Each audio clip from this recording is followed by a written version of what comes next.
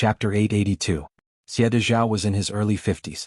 Between his brows, Gu Nianji could see some of the characteristics of the Xies. For example, his tall, thin nose was sculpted, his eyes were slightly sunken, and his brows were shaped like swords. He was elegant yet sharp, but not as handsome as the Xies' direct descendants. It wasn't Gu Nianji's first time seeing Xie Dezhao, but it was Ma Qiqi's first. She was immediately captivated by Xie Dezhao's elegance and grabbed Gu Nianji's hand tightly. She whispered in her ear, "Oh my God! This is your uncle? He's so handsome. This is the first time I understand why older men are so attractive. Just look at him." Gu Nianji quickly waved her hand in front of Ma Qiqi's eyes and suppressed her laughter. "Okay, wake up, Qiqi. If you keep being smitten, Brother Xiong will cry." Ma Qiqi pushed her hand away in embarrassment.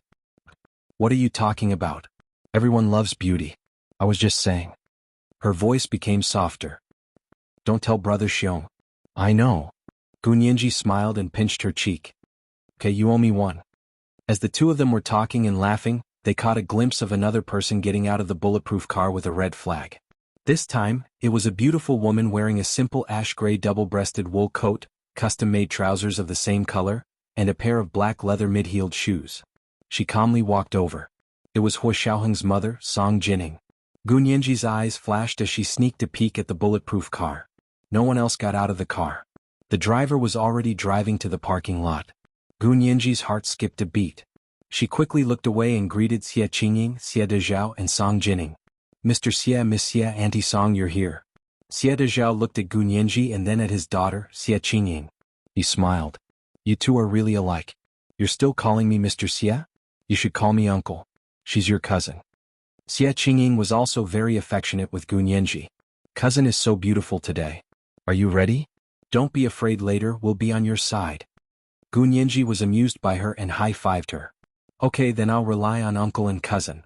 Song Jining smiled faintly and saw that Gu Nianji kept glancing at the red flag bulletproof sedan as it drove away. Song Jining smiled even more meaningfully. "I heard that this case has something to do with the Japanese scientist, Oda Masao, so I came to listen in. Xiaoheng is busy today, so he can't come." Gu Nianji blushed. She wasn't used to Song Jining's sudden sharp observation skills and murmured, "Auntie Song, I know." "You know? Oh, I'm being nosy. Xiaoheng must have told you, right?" Song Jining said as she naturally took Gu Nianji's hand and walked to the courthouse entrance. It was Ma Qiqi's first time seeing Song Jining up close. Ma Qiqi was so stunned that she didn't know what to do and couldn't even speak. She didn't chase after them until they were far away. This time, when she entered Court A, there were more people on Nianji's side. Yijichu, Yin Shixiang, Ma Qiqi, Song Jining, as well as important witnesses Xie Dezhao and Xie Qingying, as well as Secretary Chao, who arrived late at the last minute. Speaker Long's special assistant Yang didn't come today. Instead, it was a low-ranking staff member from the Senate. Gu Yanran had the same people as last time, a housekeeper, bodyguard, lawyer, and this time there was an accountant. President Zhang walked in and sat down in the judge's seat. He calmly announced the start of the court. Gu Nianji versus Gu Yanran regarding the Gu inheritance case. The fourth hearing begins. The judge knocked the gavel and began to confirm the identities of the people in court. Plaintiff Gu Nianji? Here. Defendant Gu Yanran and lawyer Jin Wani? Here. Witnesses Xie Dezhao and Xie Qingying?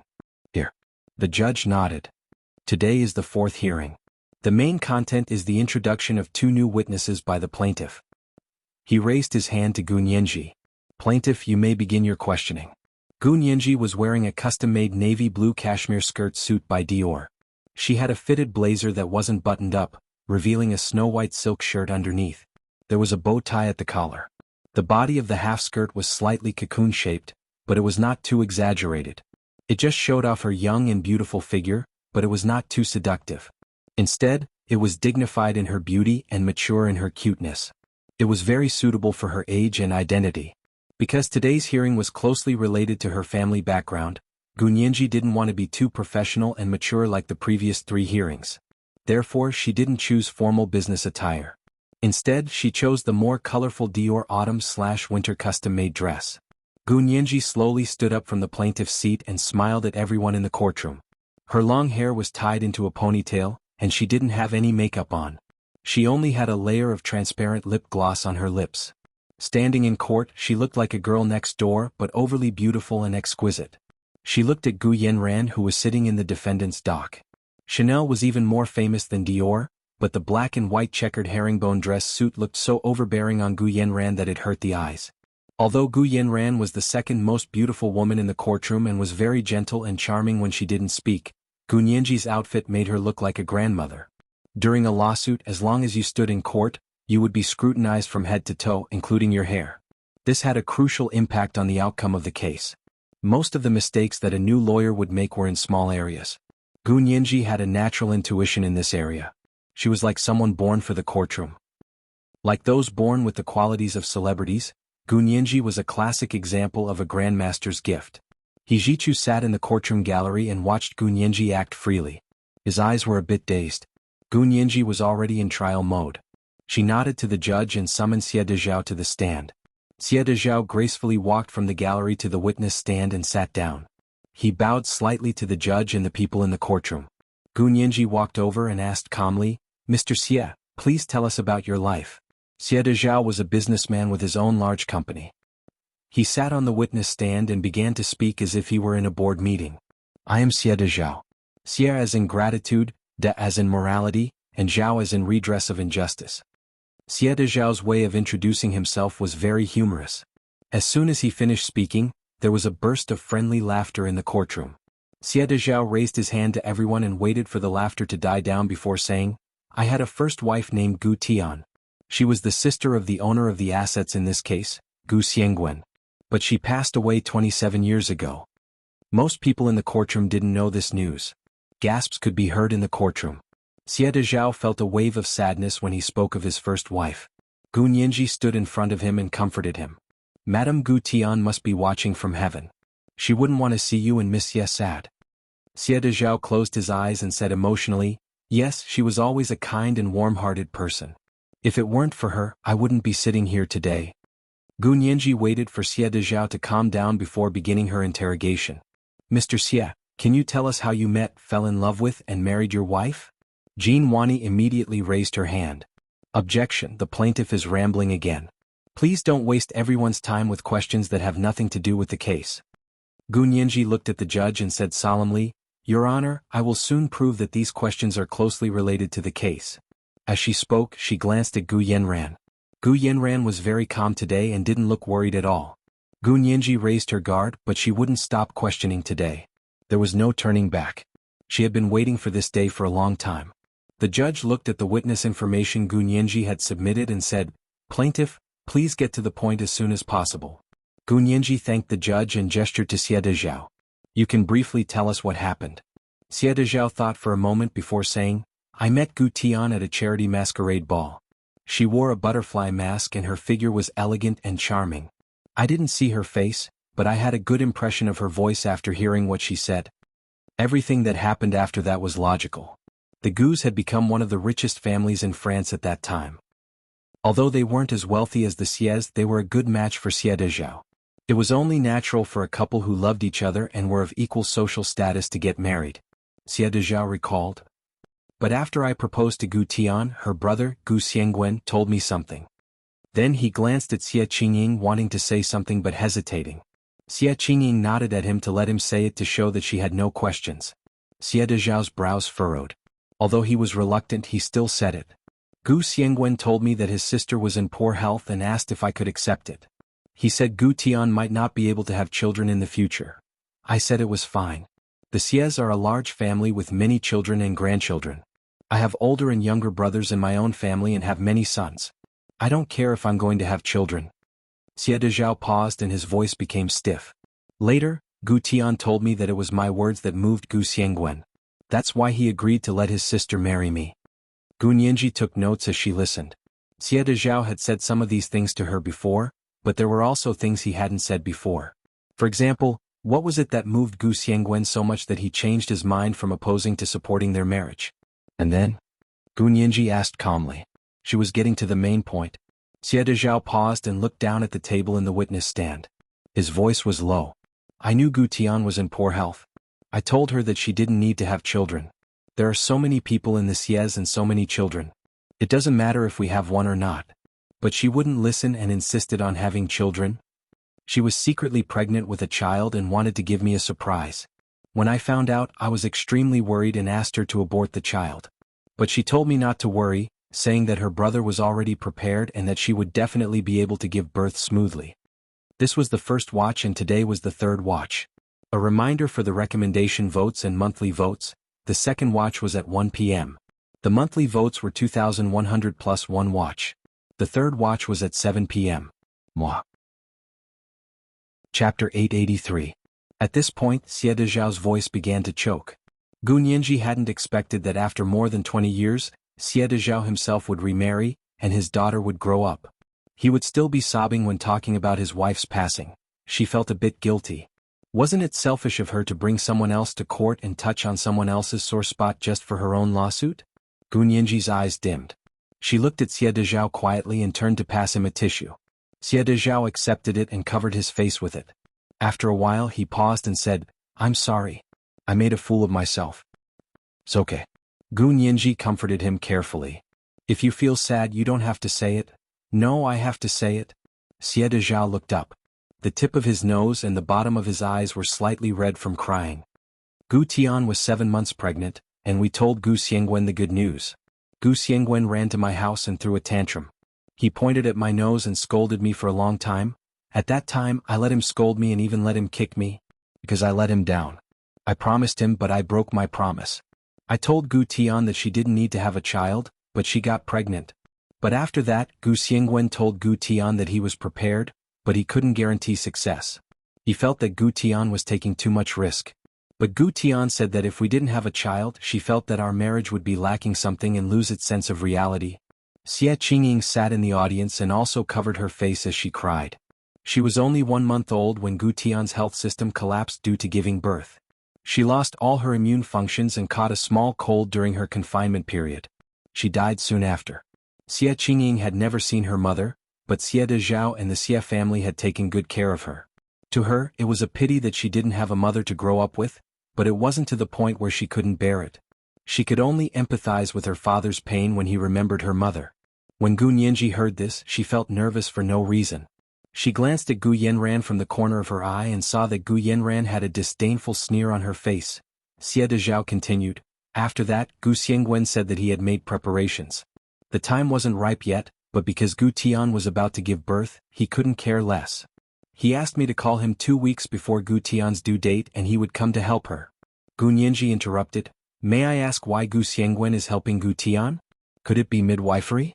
But Gu Xiangwen doesn't have any experience as an obstetrician, right? Although she knew that Gu Xiangwen was a genius, his resume had always been focused on research and machinery.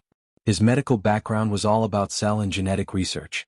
It had nothing to do with delivering babies, right? Xie Dezhao sneered and looked at Gu Nianji. "Gu Xiangwen is your father. You may not like what I'm saying, but it's the truth." Gu Xiangwen said that he would come to watch over Gu Tian when she gave birth, but when Gu Tian's due date arrived, we couldn't contact him no matter what. I still remember when Gu Tian went into the delivery room, I called Gu Xiangwen for the last time and yelled into his voicemail, "If you don't come, we won't acknowledge you as our big brother anymore." This time, Gu Xiangwen called back and said that he was looking for someone and would definitely be there when Gu Tian was in labor. Looking for someone? Who was he looking for? Gu Nianji sharply noticed that this was a suspicious point. Gu Yanran narrowed her eyes and turned around nonchalantly to whisper to Jin Wani. Xie Dezhao was immersed in his memories. "I don't know. He didn't say. I was worried about my wife in the delivery room, so why would I care who he was looking for? That was common sense." Gu Nianji remained silent and gestured for Xie Dezhao to continue. In the end, when Gu Tian was in labor, she suddenly started bleeding profusely and couldn't stop. I was so anxious that I wanted to jump off a building. I begged the eldest cousin brother of the Xies to help find the best gynecologist in Europe and send him to a hospital in France on a private plane to save Gu Tian's life. But because of the massive bleeding, the doctor discovered that Gu Tian's immune system couldn't function properly, and her bone marrow had lost its ability to produce blood. She needed a bone marrow transplant. Gu Nianji's eyebrows twitched. The mockery on Gu Yanran's face became even more obvious. Hua Xiaoheng, who was quietly watching the trial at the Special Operations Forces headquarters, also stood up. He crossed his arms as he watched the live broadcast of the trial. He was a bit annoyed and wanted to cut off the live broadcast, But Xie Dezhao said something else and Hua Xiaoheng finally calmed down. Xie Dezhao said, "After that, we found almost the best bone marrow transplant specialist in the world and asked him to help match. Because we were willing to spend money, we quickly found a suitable match and performed the transplant." Gu Nianji's heart was in her throat and only calmed down when she heard this. She covered her beating heart with her hand. For a moment she felt that she couldn't face the truth that was coming towards her. She clenched her fists tightly and felt the sweat on her palms. Her legs were a bit weak, but she couldn't collapse in court in front of everyone. Gu Nianji straightened her delicate back and looked at Xie Dezhao quietly. She heard her own voice, cold and distant, as if a person's soul had left her body and was watching this farce. "And then Gu Tian recovered, didn't she?" "Of course not." Xie Dezhao wiped his face and stopped sobbing. But his voice was bleak, and his sculpture-like features were even more pronounced. Although the match was successful, the bone marrow transplant not only didn't help Gu Tian regrow healthy bone marrow, but it also destroyed what was left of her immune system. From then on she could only live in a sterile environment. Xie Dezhao didn't want to say the rest. Because on the day of Xie Qingying's 1-month-old birthday, Gu Tian had secretly asked someone to bring the child to a sterile room for her to hold. Just like that, Gu Tian, who was even more fragile than a newborn, fell for it. She caught a small cold and lay in bed for 7 days, never to wake up again. After she passed away, Gu Xiangwen, who was extremely thin, finally arrived at Xie Dezhao's home in France.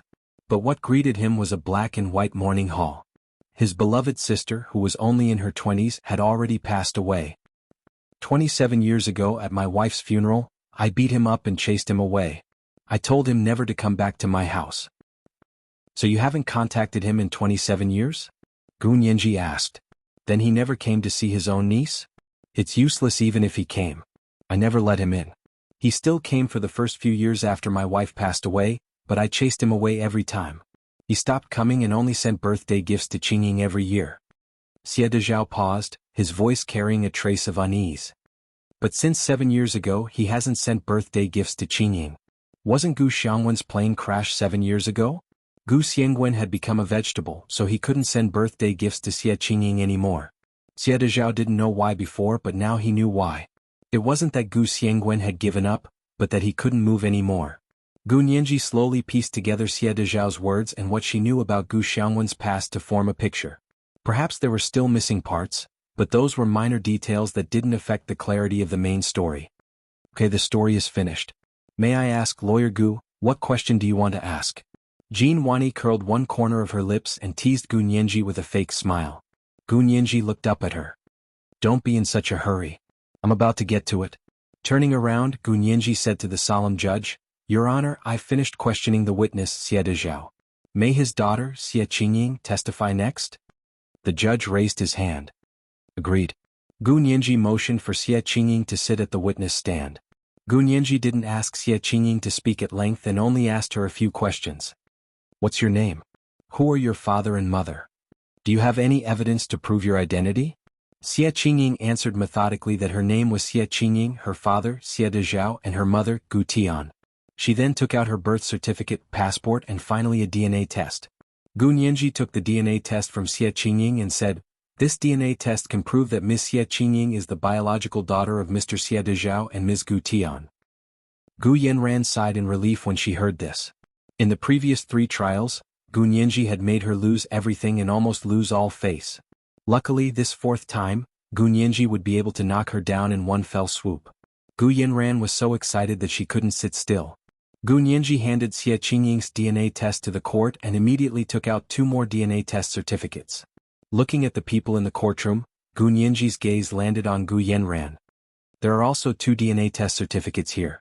One is the DNA test results of Ms. Xie Qingying and me, and the other is the DNA test results of the defendant Gu Yanran and Ms. Xie Qingying. These tests were done by the most authoritative hospital in the country and were certified by the most effective notary office." Everyone's eyes were drawn to Gu Nianji at the same time. "These 2 DNA test certificates prove that Ms. Xie Qingying and I are related by blood, but Ms. Gu Yanran is not related to Ms. Xie Qingying at all." "What?" Jean Wani's expression changed and she jumped up. "Objection. The plaintiff stole my client's DNA evidence without my client's consent." "Okay, I'll get your client's consent now and retest her and Ms. Xie Qingying's DNA to see if they are related by blood. Ask your client if she agrees or not." Gu Nianji didn't hesitate to take a step back and kick the ball back to Gu Yanran. However, Gu Yanran wasn't angry at all. She patted Jean Wani's hand lightly. Wani, don't be anxious. I'm not even anxious, so why are you anxious? Gu Yanran finished speaking and stood up slowly. She raised her head and said, yes, Xie Qingying and I are not related by blood. That's not strange because Gu Nianji is not related to my father by blood either. Gu Nianji immediately replied, yes, because that is your father, not mine. Gu Nianji emphasized the word your, and took out the third DNA test certificate. This is the DNA test for Gu Xiangwen, who is in a vegetative state on the hospital bed, and Xie Qingying's mother, Gu Tian. The test results show that the two of them are not related by blood at all. They are not biological siblings. Therefore, I have sufficient reason to believe that the person in a vegetative state on the hospital bed right now is not my father, Gu Xiangwen. Gu Yanran chuckled. Are you sure? It was the second night watch, and the monthly tickets had been delivered at 2,100 plus one night watch. It was the third night watch today. A reminder for everyone's recommendation tickets and monthly tickets. It was the third night watch at 7 p.m. Moi. Chapter 884. Gu Nianji had never seen Gu Yanran so confident before. Gu Nianji's heart sank, but she didn't show it on her face. After growing up with Hua Xiaoheng for so many years, Gu Nianji had learned the most important lesson. Nothing ventured, nothing gained. Everyone in the Special Operations Forces was skilled and daring, so they were used to taking risks. Gu Nianji had been influenced by them and learned a few things. Gu Nianji knew that Gu Yanran had a trump card waiting for her when she saw how confident she was. She could also call for a timeout and stop Gu Yanran from speaking. But if she did that, she might never get the truth. Gu Nianji closed her eyes, and her expression became extremely determined. She raised her hand. If the defendant has a different opinion, I'm all ears. Gu Yanran looked at her for a while and shook her head regretfully. She looked away and copied Gu Nianji's gaze to look at everyone in the courtroom. Everyone on Gu Nianji's side looked serious. Yin Shixiang and Ma Qiqi were even more so. Their eyes were so piercing that they could almost see through Gu Yanran. Song Jining, who was sitting next to Ma Qiqi, was nervous but didn't seem worried. She just listened carefully. There was also Secretary Chao, but Secretary Chao had always been sitting upright and still. Let's just say that he was nervous. Everyone on Gu Yanran's side was so nervous that they almost couldn't breathe. She looked at everyone and smiled. She turned to the judge and said, Your Honor, the plaintiff, Gu Nianji, said that my father's DNA is not related to Gu Tian and Xie Qingying's DNA, so my father is not Gu Xiangwen. Forgive me for being blunt, but I've never seen such an unreasonable logic that puts the cart before the horse. Gu Nianji's eyes narrowed. She really couldn't tell that Gu Yanran was so good at rebuking people this time. She clenched her fists and finally felt the excitement of meeting her match. Even Jean Wani gave Gu Yanran a thumbs up. Gu Yanran was even more confident. She lined up the 3 DNA reports that Gu Nianji had placed on the defendant's stand. Your Honor, do you think you can prove that my father is not my father by simply using an outsider's DNA? That's ridiculous. Gu Yanran shook her head in disdain, her face full of contempt. Gu Nianji asked calmly, So, what's your logical reasoning? As far as we're concerned, with too little evidence regarding Gu Xiangwen's identity, we can only use this indirect method to prove whether his identity is real or fake. I understand what you mean by inference. Gu Yanran picked up Gu Tian and Gu Xiangwen's DNA test results. But you only know part of it. You don't know the rest. Oh? Then why don't you explain to everyone what you know about too? Gu Nianji pushed. At this time, her tone was like that of a TV program host. All he had to do was pass a microphone to Gu Yanran and shout, Lights, cameras, get ready. Gu Yanran, tell me your story. Gu Yanran did not disappoint. She put down the DNA report and said, Gu Tian and Gu Xiangwen's DNA report shows that they are not related by blood. That's because Gu Tian was adopted. How could they be related by blood? Xie Dezhao was speechless. Xie Qingying was speechless. Gu Nianji was speechless. Everyone in the courtroom was speechless. For a moment, the already solemn courtroom fell into an abyss-like deathly silence. Even the sound of breathing could not be heard. Only the occasional warm breeze from the central air conditioner could be heard, but it was even quieter. Gu Yanran was very satisfied with the shocking effect she had created. She did not speak to break the silence. She looked at everyone with a smile, as though she wanted to pay back all the suffering she had suffered at Gu Nianji's hands these past few days. Gu Nianji was the first to return to her senses. She immediately asked, May I ask what evidence do you have? Evidence?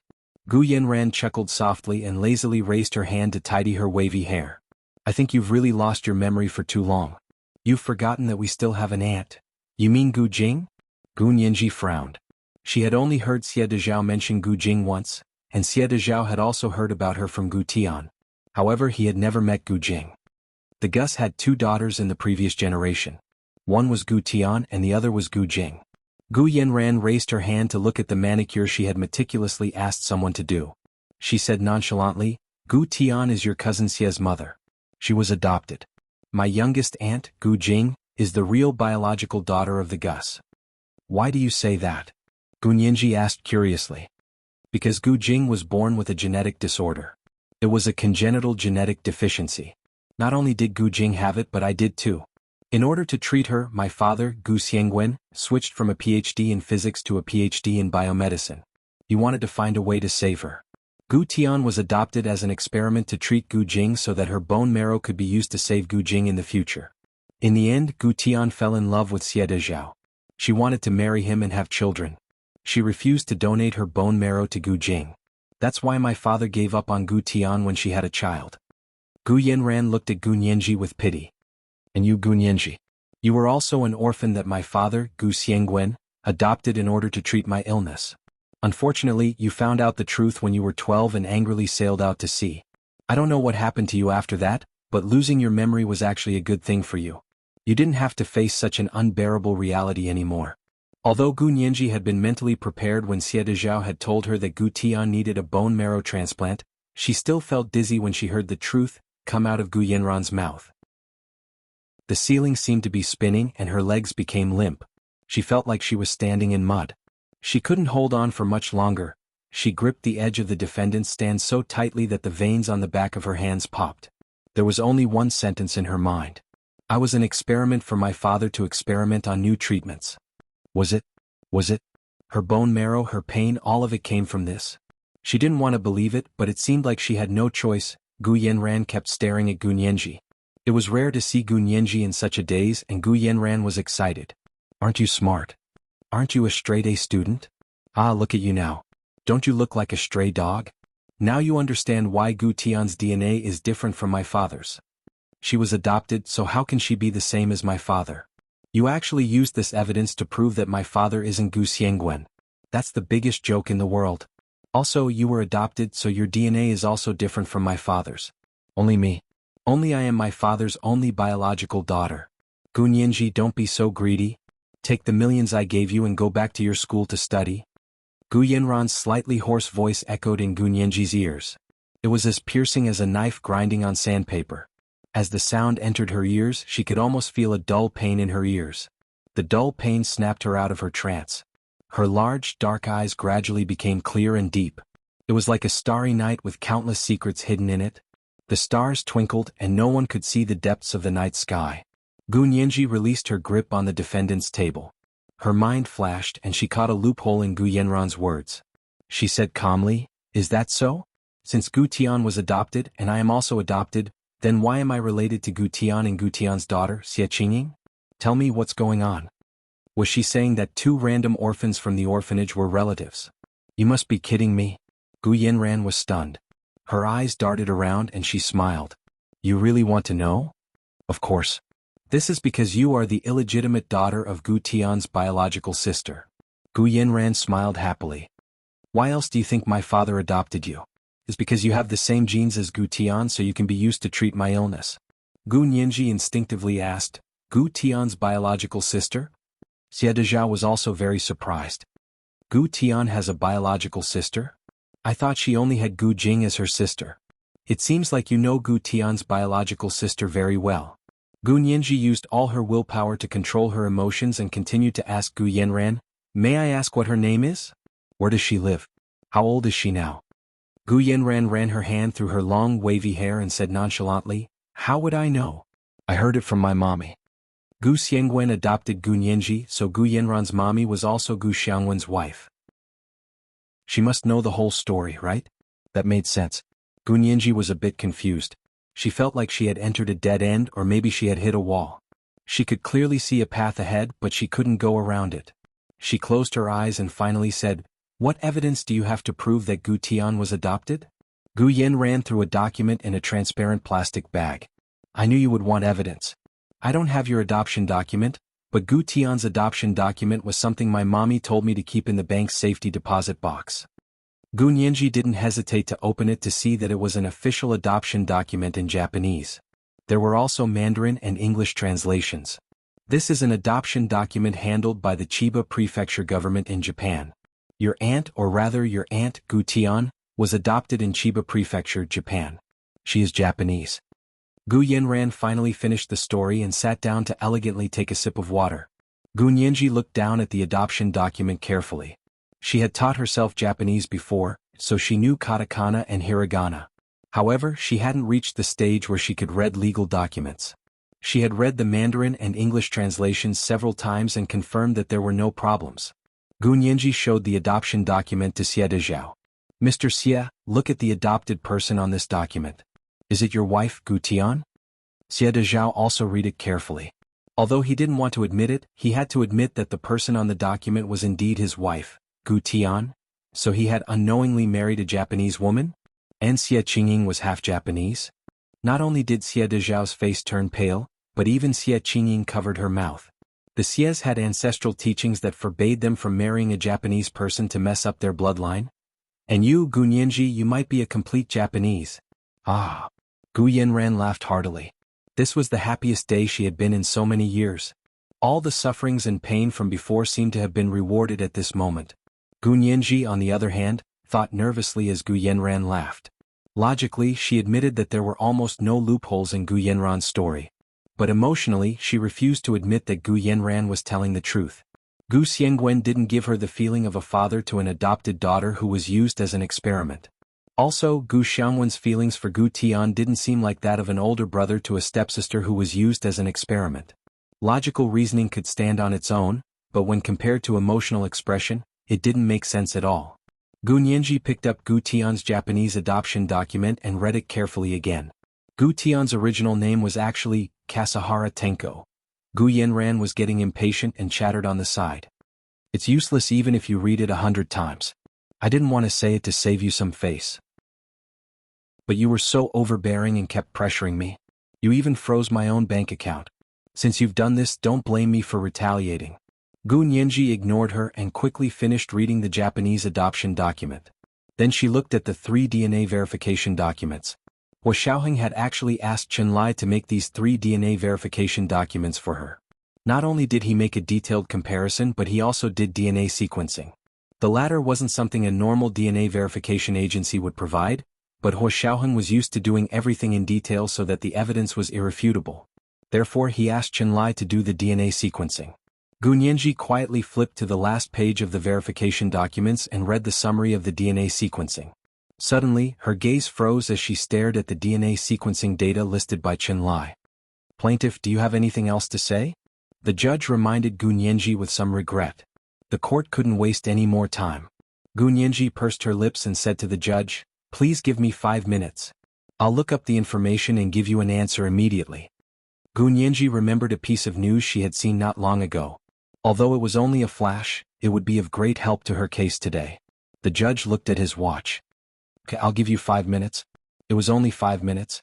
Gu Yanran and Jean Wani didn't care. They could afford to wait. Jean Wani's heart was finally relieved when she used her final trump card. She looked at Gu Yanran with admiration. She didn't expect Gu Yanran to have this trick up her sleeve. It looked like she had been preparing for a long time. Otherwise, how could she even have Gu Tian's adoption papers? No matter how many times she said it, it wouldn't be as effective as a legal document like this. It would be great if she could have Gu Nianji's adoption papers. Jean Wani's hands were itching. Gu Nianji turned on her computer and began to quickly search for information. Hijichu couldn't bear to hear this from the public gallery. He got up and walked to Gu Nianji's side to remind her. He asked quietly, what are you looking for? Gu Nianji didn't even look up and open the page for Hijichu to see. Hijichu originally wanted to give Gu Nianji some other hints, but when he saw the information she found in Gu Yanran's superfluous adoption papers, he couldn't help but laugh. Okay, do what you want. Hijichu slowly returned to the public gallery and sat down. Gu Nianji had already taken out the information she found and said to the judge, Your Honor, can I borrow the projector again? The judge nodded and asked someone to connect her to the projector. Gu Nianji opened the page she had just found and said, "Everyone please take a look. This is the genetic map of East Asians obtained by the International Genetic Sequencing Organization." The projector displayed a column graph. East Asians have three main types of genetic makeup: O, M175, Asian gene; DUAP black dwarf gene; CM130 brown dwarf gene. As for the Chinese among East Asians, which is the main ethnic group in the Wuxia Empire, they are the purest race in the world with only OM175 Asian gene. As for the Japanese, they only have 54% OM175 Asian gene, 35% DYAP black dwarf gene, and 9% CM130 brown dwarf gene. Let's look at the DNA sequencing in these three DNA test reports. Gu Nianji took out her phone and scanned the page of the three DNA test reports. Everyone can see very clearly that Gu Tian's DNA sequencing does not have the DYAP black dwarf gene and CM130 brown dwarf gene unique to the Japanese. She only has the OM175 Asian gene. Xie Qingying's DNA sequencing also does not have the DYAP black dwarf gene and CM130 brown dwarf gene unique to the Japanese. She only has the OM175 Asian gene. This is my DNA sequencing. It also does not have the DYAP black dwarf gene and CM130 brown dwarf gene unique to the Japanese. She only has the OM175 Asian gene. From this DNA sequencing, Gu Tian, Xie Qingying, and I do not have the unique Japanese genes. Therefore, the three of us cannot be Japanese. Of course, if you want to talk about nationality or naturalization, that is another matter. Let's look at the following. Gu Nianji played the DNA sequencing of Gu Yanran and her father. Do you see it? The DNA sequencing of Gu Yanran and her father clearly shows 54% OM175 Asian gene, 35% DYAP black dwarf gene, and 9% CM130 brown dwarf gene. This is the same as the DNA sequencing of the International Genetic Organization.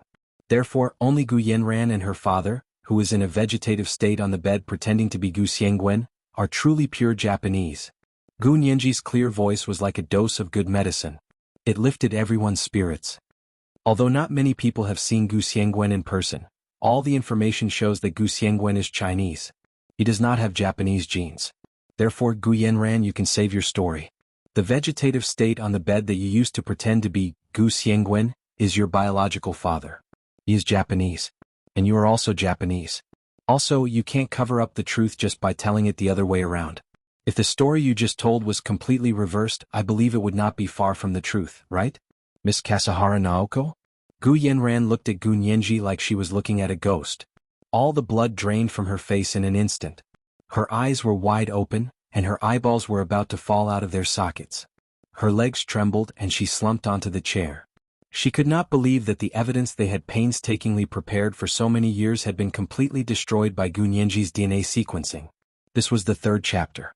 It was a large chapter of 5,300 words, including the monthly tickets of 2,400 in advance.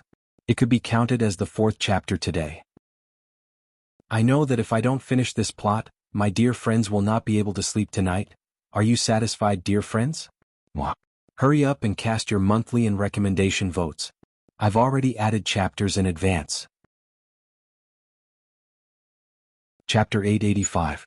As soon as Gu Nianji finished speaking, the quiet courtroom erupted into a round of applause. The people in the gallery all stood up and clapped enthusiastically for Gu Nianji. It was as if she wasn't a lawyer defending herself, but a triumphant hero, a star on the stage. She used her outstanding abilities to win everyone's praise. Yin Shixiang shouted, "Nianji, good job." She managed to turn the tables around. How could she come back from death's door? When he heard Gu Yanran's flawless story, even Yin Shixiang, who knew the inside story, believed it. He still remembered his brain crashing for a moment. There was only one voice in his ears. Oh no, Nianji is Japanese. Major League. Then, like a stroke of genius, Gu Nianji used a specific piece of the Japanese genome to refute Gu Yanran's lies. Yin Shixiang finally felt alive again. Ma Qiqi couldn't help whistling. Nianji, Nianji, I love you. Song Jining, who had always been calm and composed, also smiled and loved Gu Nianji even more. Secretary Chao also stood up and clapped louder than anyone else. This time he was determined to get Gu Nianji into the Secretariat of the Supreme Military Council. He couldn't miss out on a talent like her.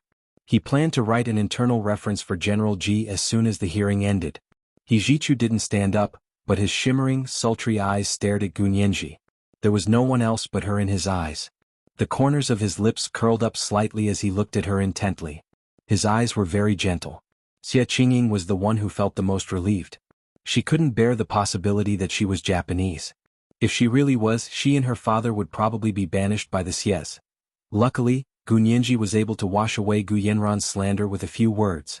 In that instant, Xie Qingying's feelings for Gunyenji improved a lot. Xie Dezhao was even more grateful and treated Gunyenji like a relative. Even the spectators on Gu Yenran's side applauded.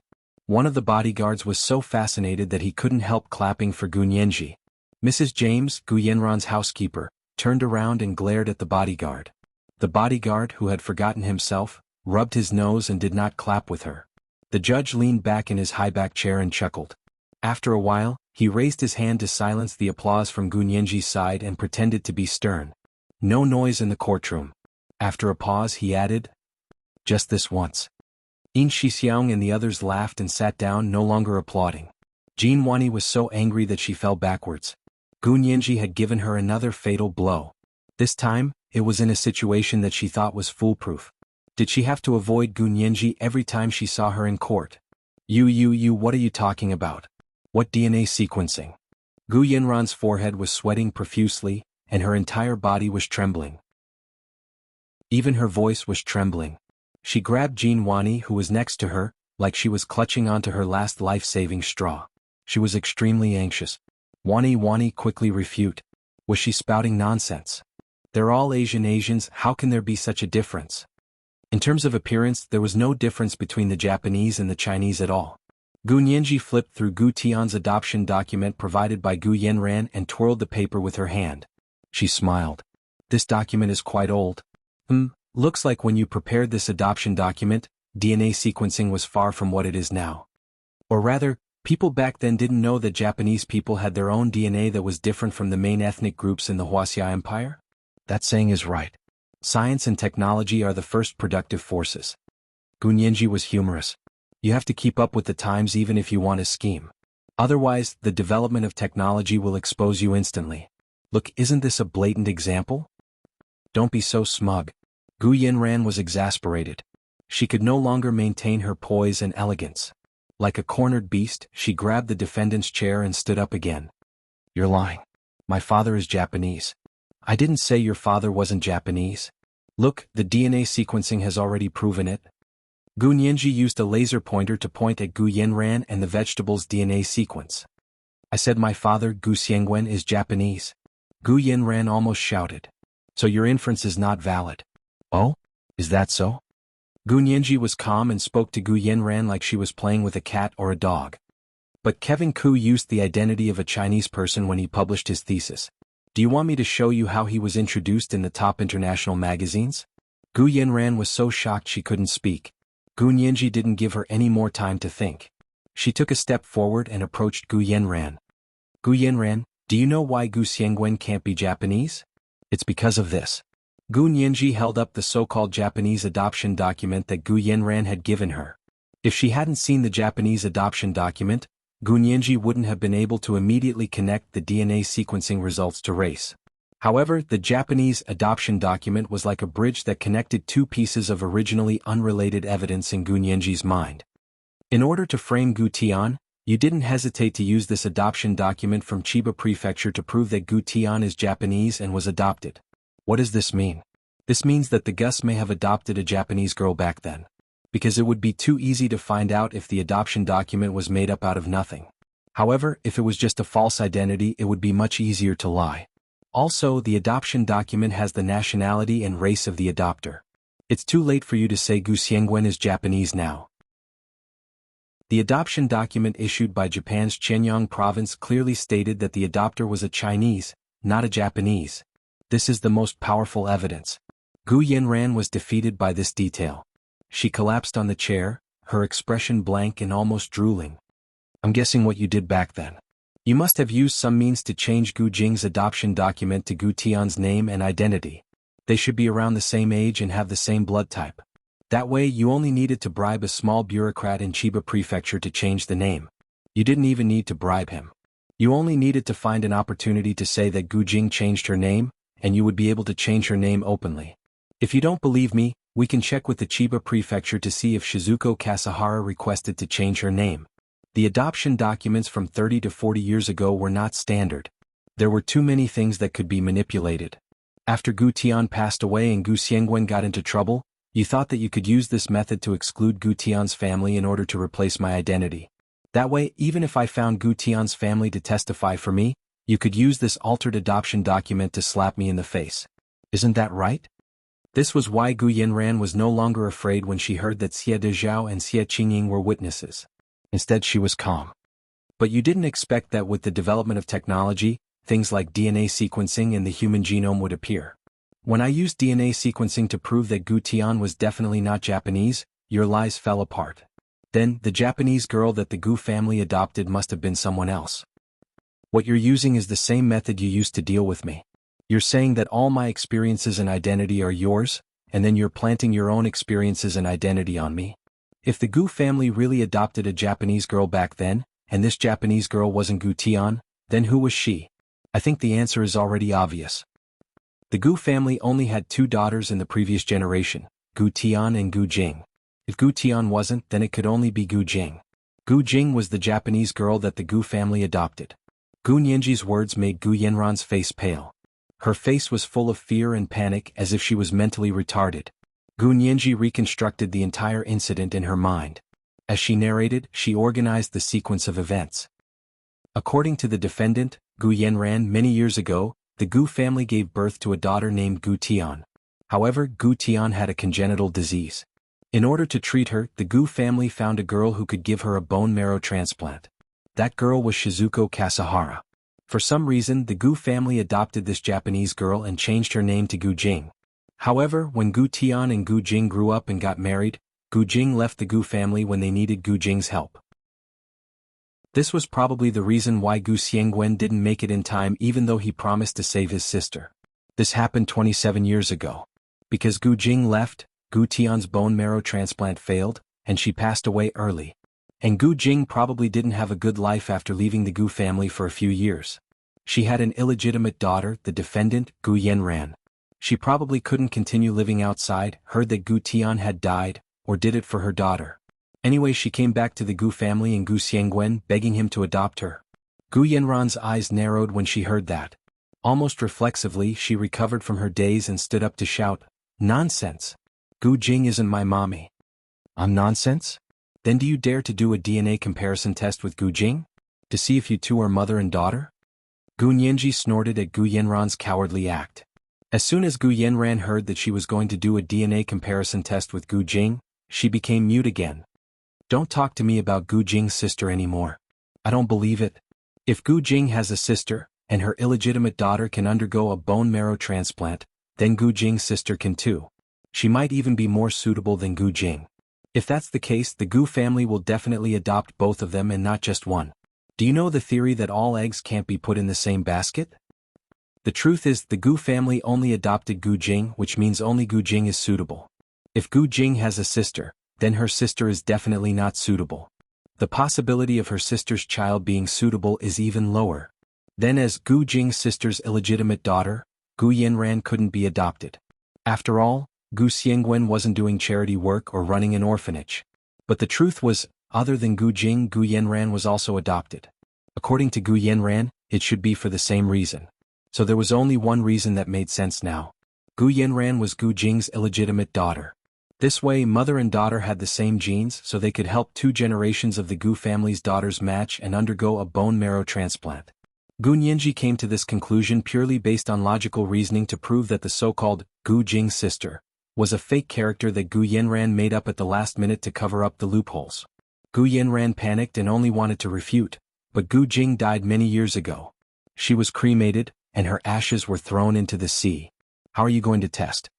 Gu Nianji paused in surprise. You know Gu Jing's ashes were thrown into the sea? When did that happen? Gu Yanran immediately shut her mouth. Gu Nianji waited for a while. Seeing that Gu Yanran didn't continue, she didn't force her. She said calmly, "Actually, now that Gu Jing's identity is confirmed, it's much easier to investigate. Even if her ashes were thrown into the sea, she grew up in the Gu family. The Gu family was originally a well-to-do family in France, and they had the habit of visiting family doctors and dentists for their children. When we find Gu Jing's dentist and family doctor, what records would we need? Blood samples and dental records could all be backed up by family doctors and dentists. As long as they had these two things, wouldn't a DNA test be a matter of minutes? Gu Yanran's eyes flashed and her murderous intent rose. Gu Nianji saw through her thoughts and shook her head. Enough, Gu Yanran. Don't think about killing everyone who knows your identity. There are so many people in the world, and there are many who know your and Gu Jing's identities. Can you kill them all? Gu Yanran looked at Gu Nianji like she had been struck by lightning. She hugged her head and shouted, "You're not human. You're not human. You're a ghost. You're a ghost."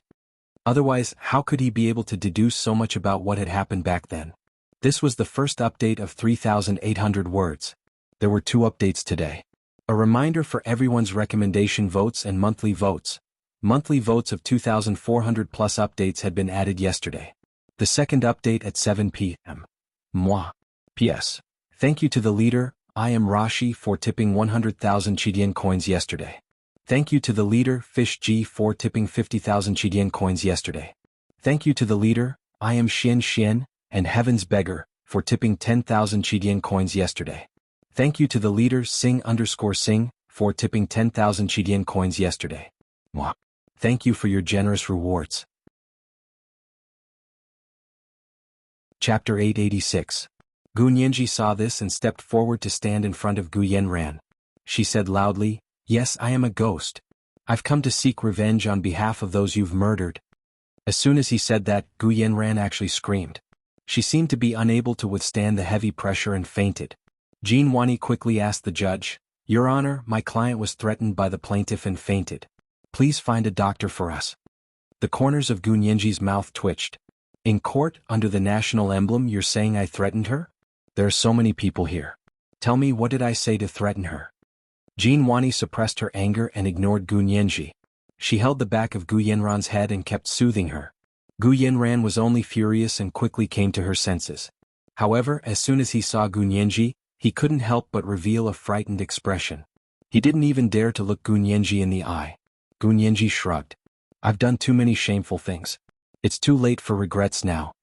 Gu Yanran woke up, so Gu Nianji continued to question her. "Since the vegetative Gu Xiangwen on the bed was fake, where did the real Gu Xiangwen go? Did you murder him?" "I didn't." Gu Yanran had completely broken down. "I didn't kill him. I didn't. She could only say these few words over and over again, her eyes staring blankly. Maybe it was because her dream of many years had been shattered, and she couldn't take it anymore. At this point, the trial could no longer continue and there was no need for a retrial. For the sake of the Gu family's inheritance, Gu Yanran had created a fake Gu Xiangwen who had been in a vegetative state for 7 years. Moreover, this person was her biological father. Just this fact alone made Gu Nianji feel terrified. The judge combined all the evidence and the court records before finally pronouncing the verdict. Gu Nianji versus Gu Yanran for the inheritance. Because the owner of the property, Gu Xiangwen, has been missing for 7 years, the case should be considered dead. The court will use Gu Xiangwen's death as a reason to send a letter to the executor of lawyer Vanderbilt's estate in America to inquire if Gu Xiangwen's will is in Vanderbilt's estate. If there is, please disclose it to the court. At the same time, freeze all the assets of the Gu family and announce to the world that Gu Xiangwen is dead. After 6 months, if there are no objections, Gu Nianji will inherit all the remaining assets of the Gu family. On the other hand, Gu Yanran was involved in Gu Nianji's accident in Germany and was suspected of murder. She was also involved in the murder of the entire Gu family in Barbados, so Gu Nianji reported her again. Not only was she stripped of her inheritance rights, but she was also imprisoned by the court. Of course, it was also because the Special Operations Forces had discovered that she was in close contact with the Japanese, so there was no way they would let her go. Jean Wani watched the dejected Gu Yanran being taken away by the bailiff. Her heart was filled with a myriad of emotions. Gu Yanran would definitely not receive the rest of the payment from her lawyer. Gu Yanran had nothing left and it was very likely that she would be charged with murder. The bodyguards, housekeepers and accountants who served Gu Yanran were also dumbfounded. If their employer was taken away just like that, how were they going to survive? These people ran out, hoping that Gu Yanran would give them an explanation. In the blink of an eye, half of the people in the courtroom had fled. Gu Nianji sat in the plaintiff's seat. Her heart, which had been beating wildly all day, finally calmed down. This trial had been like running a marathon. Gu Nianji had also reached the limits of her physical and mental strength. She had been full of herself when she was criticizing Gu Yanran earlier, but now that the case was over, her energy was gone. She realized that her legs were so sore that she couldn't even walk. She could only sit there and pretend to be packing as she greeted her own people. The first person to walk over was Secretary Chow. He shook Gu Nianji's hand enthusiastically and was very excited. Nianji, today was even more exciting than the previous few times. I didn't misjudge you. Study hard and contact me when you have time. Let's talk about your future after graduation. How about that? Gu Nianji didn't expect Secretary Chow to actually want to recruit her. Although she had never thought about working in the military after graduation, this was undoubtedly a very good opportunity. She nodded politely and said politely, "Thank you, Secretary Chow. I'll contact you when I have time." After Secretary Chow left, Song Jining walked over and patted Gu Nianji's head. She was very fond of her. "Nianji, the lawsuit is over. What's your next plan? I recently bought a house. Why don't you come over for a meal with Xiaoheng when you have time?" Gu Nianji's face froze from smiling. She nodded repeatedly. Sure. I'll go when I have time." Song Jining praised her again. "You have a very good memory. You're very adaptable."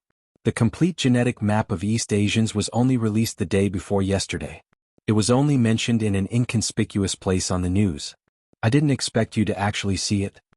Not only did she see it, but she also remembered it.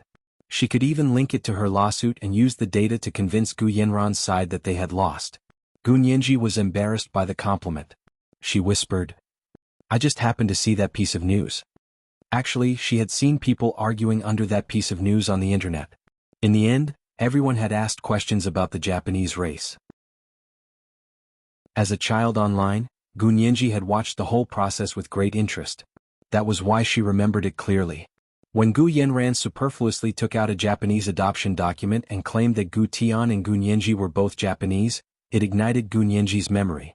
It also made her connect that piece of news to the DNA sequencing data in her DNA report. The DNA sequencing data in the report only showed the percentages of various gene segments. It didn't say what the percentages represented.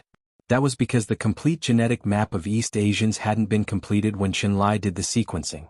After the complete genetic map of East Asians was completed, everyone discovered that the majority of the Wuxia Empire, the Chinese, had 95% OM175 Asian genes. They were truly pure Asians. The Mongolians weren't the representatives of Asians. The Chinese were. It was this piece of news that made Gu Nianji's blood boil. It left a deep impression. Song Jining discussed a few more genetic issues with her before leaving in satisfaction. Xie Dezhao and Xie Qingying walked over to thank her. "Nianji, this is my business card. You must call me when you have time. No matter what, I'm your uncle and Qingying is your cousin. She's your only family." Xie Dezhao already considered himself Gu Nianji's elder. This was the only relative of his beloved wife, Gu Tian. Without her parents, Xie Dezhao felt like he was part of Gu Nianji's family. Xie Qingying also gave Gu Nianji a business card. Holding her hand, she said, "Nianji, I'll go to your school in 2 days. Let's go have dinner together and get to know each other better." "Okay, cousin." Gu Nianji smiled sweetly at Xie Qingying. She turned and nodded at Xie Dezhao. "Thank you, uncle." After Xie Dezhao and Xie Qingying left, Yin Shixiang walked over with a smile and knocked on her desk. "Nianji, you're quite a big shot. You didn't even move when Secretary Chow was talking to you." Gu Nianji could only smile bitterly. She was too embarrassed to tell Yin Shixiang that her legs were so weak that she couldn't stand. Ma Qiqi smiled and pushed Yin Shixiang away. "What are you talking about? Our Nianji is the best. Aren't you treating them like outsiders by sitting there talking?" Gu Nianji laughed and chased them away. Go. You guys go back first. I'll leave after I finish packing." Yin Shixiang was also in a hurry to go back and report. He knew Gu Nianji had come with He Zhichu. "Then we'll go first. Go back and call Huxiao." The lawsuit was over, so Huxiaoheng didn't need to avoid suspicion anymore. Gu Nianji still said the same thing. Okay. I'll call when I'm free." Yin Shixiang and Ma Qiqi also left. The junior assistant from the Senate looked at Gu Nianji and walked over to praise her. "You're really amazing. Good luck." Then he turned to leave. Only Gu Nianji and He Zhichu were left in the empty courtroom. Yijichu finally walked over slowly and knelt down on one knee in front of her. He didn't ask her and pressed her knee gently with one hand.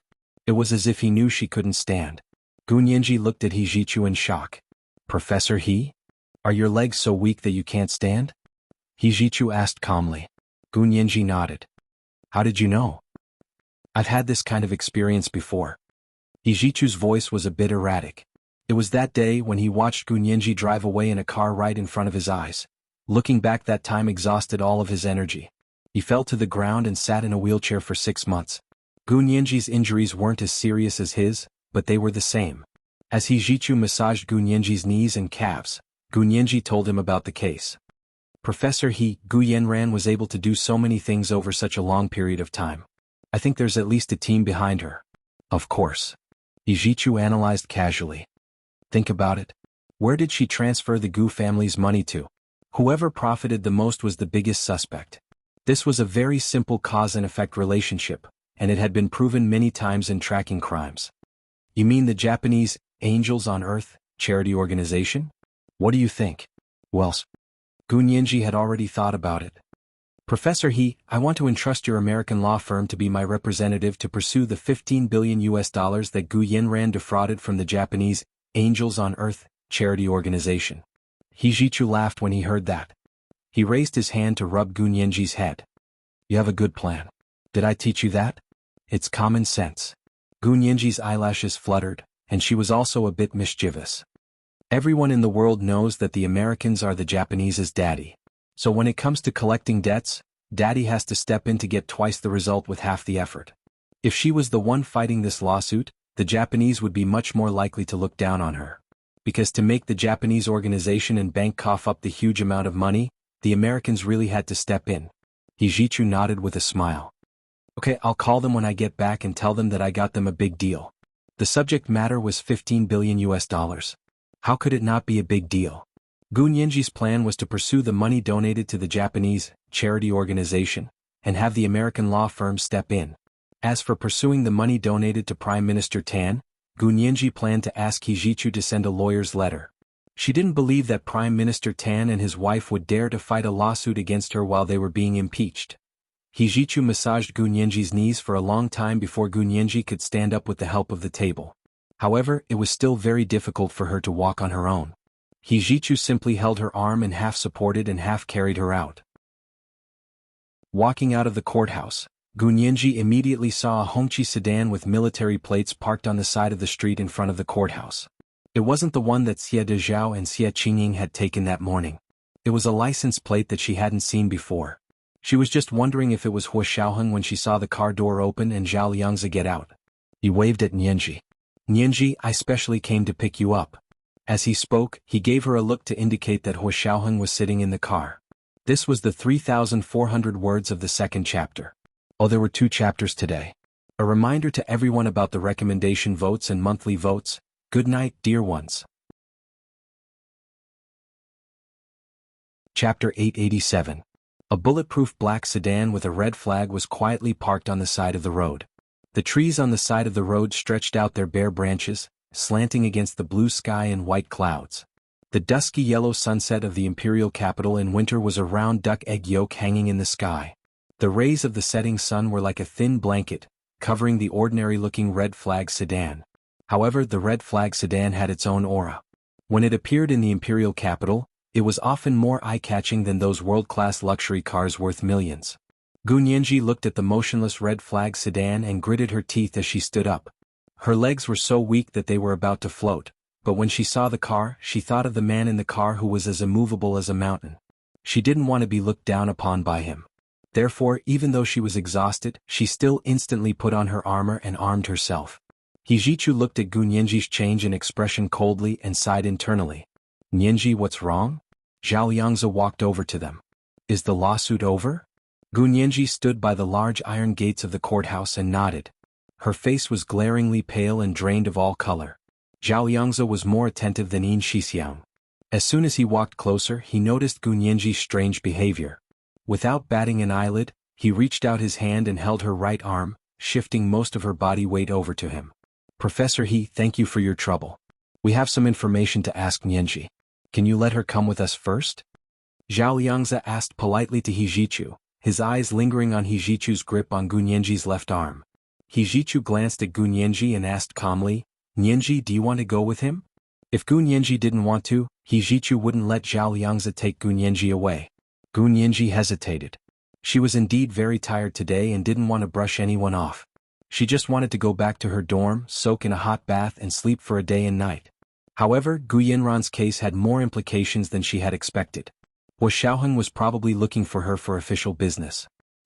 "I'll go for a bit and call Professor He when I come back tonight." Gu Nianji gave Hijichu a pleading look. Hijichu slowly let go of her and placed his hands behind his back. "Okay, go ahead. If you don't call me at 11 p.m., I'll call you until you get back to your dorm." He looked at his watch. It was already past 5 in the afternoon. Gu Nianji nodded gratefully. "Okay, Professor He. I'll be going now." Zhao Liangzi felt a weight on his hand. Gu Nianji's body seemed to have lost all strength. She was limp and looked like she would slide to the ground at any moment. What was going on? It was as if they had been marching in the army for 3 days and 3 nights without rest. Zhao Liangzi had always treated Gu Nianji like his own sister, so he didn't care to avoid arousing suspicion. He leaned forward slightly and bent over in front of Gu Nianji. "Nianji, come up." He was going to carry her. Gu Nianji couldn't have asked for more. Her legs really couldn't stand anymore. She didn't hesitate to lie on Zhao Liangzi's back and let him carry her. Hijichu silently watched Zhao Liangzi carry Gu Nianji to the red flag bulletproof car. His eyes were slightly worried. Zhao Liangzi opened the car door and put Gu Nianji down from his back.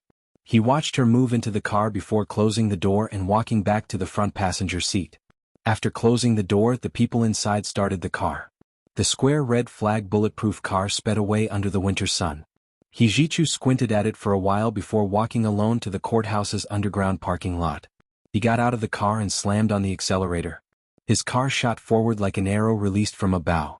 The horsepower was instantly revved and the speed was off the charts. Gu Nianji got into the car and saw Hua Xiaoheng sitting on the other side of the back seat. His tall figure immediately made her feel like the car was too small. Actually, it was just her imagination. The car was actually very spacious. It wasn't any worse than those world-renowned luxury cars. She sat on the other side of the back door. There was still a seat's distance between her and Hua Xiaoheng. Hua Xiaoheng looked like he had just come out of the conference room.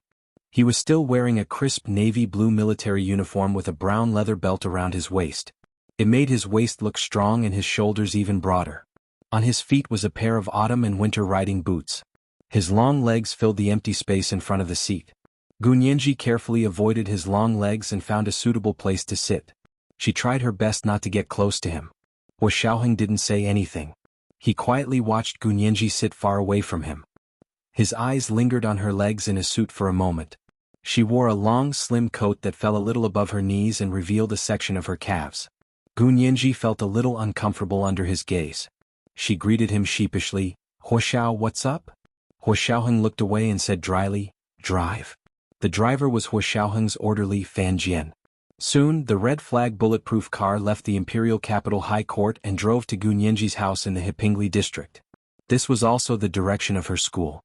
Gu Nianji discovered that the car was heading in the direction of her school. She relaxed and suddenly felt sleepy. When Gu Nianji woke up, she found that her vision was pitch black. She couldn't see anything. She panicked and felt a kind of absent-mindedness and nervousness, not knowing what day it was. A large hand patted her gently on the back at just the right time. Gu Nianji finally snapped back to reality.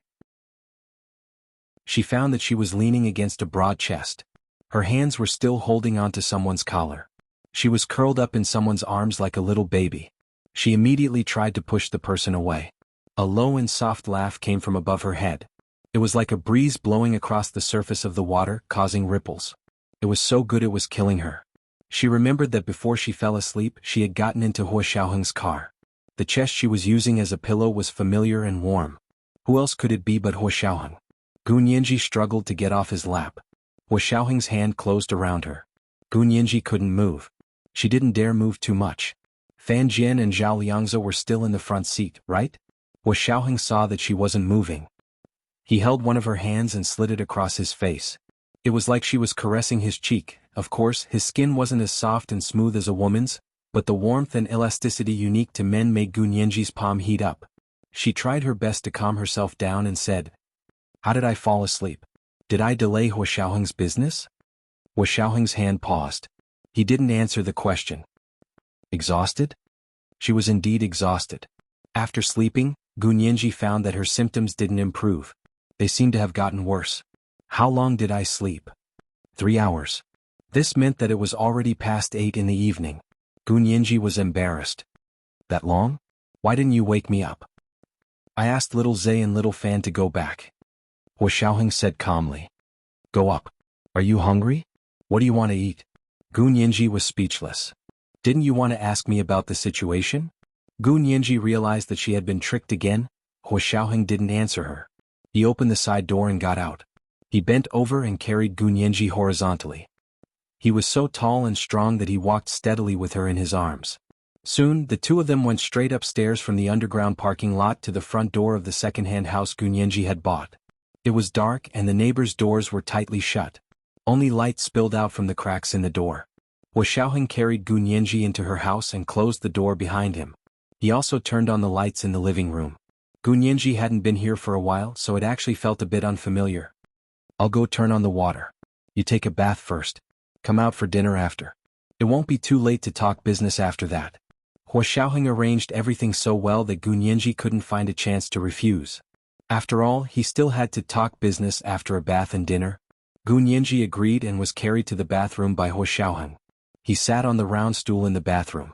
He filled the bathtub with water and sprinkled some rose essential oil and bath salts. A steaming bathtub of rose essential oil bath water was ready. Gu Nianji couldn't wait to soak in. Hua Xiaoheng closed the bathroom door and left. Gu Nianji used the bathroom wall to walk step by step to the side of the bathtub. She took off her clothes and flipped into the water. It was so comfortable that she closed her eyes. After the bath, Gu Nianji found that her strength had finally returned. Although her legs were still sore, they were no longer in a state where she couldn't walk. Gu Nianji changed into her two-piece pink coral cashmere bathrobe and wrapped her head up. She pushed open the bathroom door and walked out. The aroma of food wafted from the direction of the dining room. Gu Nianji practically followed the fragrance to find it. In the dining room, Hua Xiaoheng was sitting at the dining table with a newspaper in his hand. He was quietly flipping through it. His handsome face practically glowed under the light. Gu Nianji gulped and forced herself to look away. She looked at the dining table. There were 4 side dishes on the table.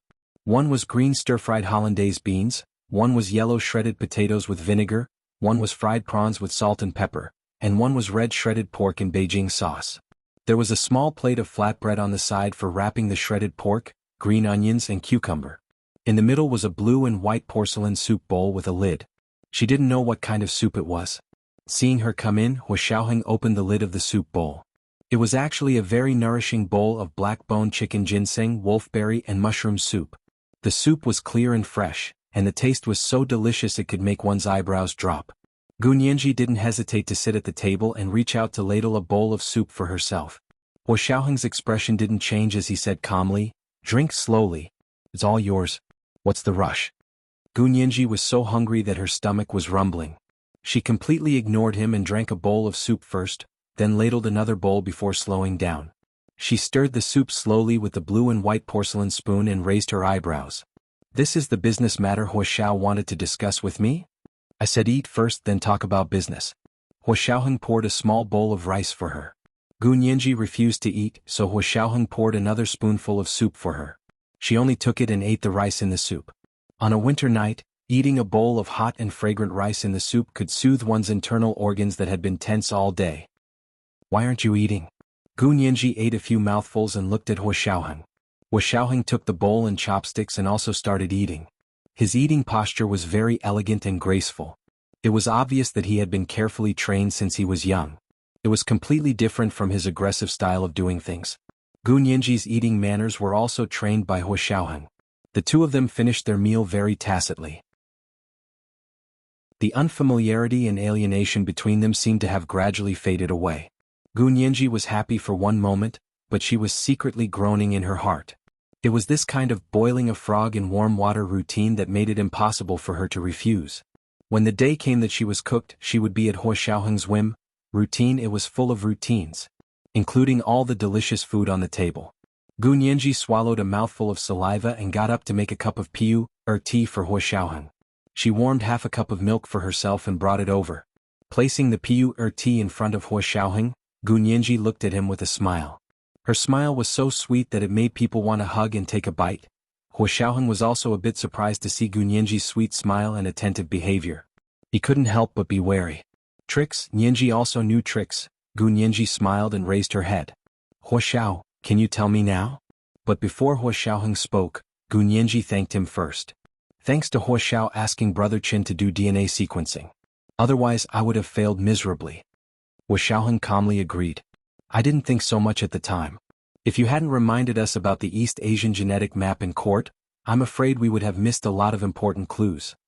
Thinking about the narrow victory this time, she couldn't help but think about the bone marrow matching transplant that Gu Yanran had mentioned. She frowned and held the cup of milk anxiously. Hua Xiao, do you think what Gu Yanran said about the daughter of the Gu family having a genetic disease is true? This is the first 3,700-word update. Oh, there are 2 updates today. Remind everyone of the recommendation votes and monthly votes. Let's do the 3rd update tomorrow, the 2nd update at 7 p.m. P.S. Thank you to the leader of the Guanghan Palace Master for the 10,000 Qidian coins yesterday. Thank you to Wu Ai Tang for the 10,000 Qidian coins yesterday. Thank you to Bagel 16 for the 10,000 Qidian coins yesterday.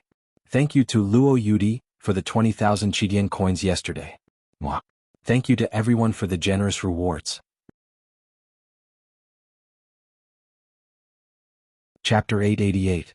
Hua Xiaoheng hadn't expected Gu Nianji to care about this. When he heard Gu Yanran's statement, he was most worried that Gu Nianji was really being used by Gu Xiangwen for treatment. After all, he and Qinlai were well aware of Gu Nianji's special constitution. However, Gu Nianji had cleverly used the East Asian genetic map to expose Gu Yanran's lies, and Hua Xiaoheng finally breathed a sigh of relief. Even now, he didn't want to think about what he should do if what Gu Yanran said was true. What hereditary disease? How could you believe someone like Gu Yanran who's full of lies? Hua Xiaoheng lowered his head to take a sip of tea. She even fooled herself. Gu Nianji wasn't convinced by Hua Xiaoheng.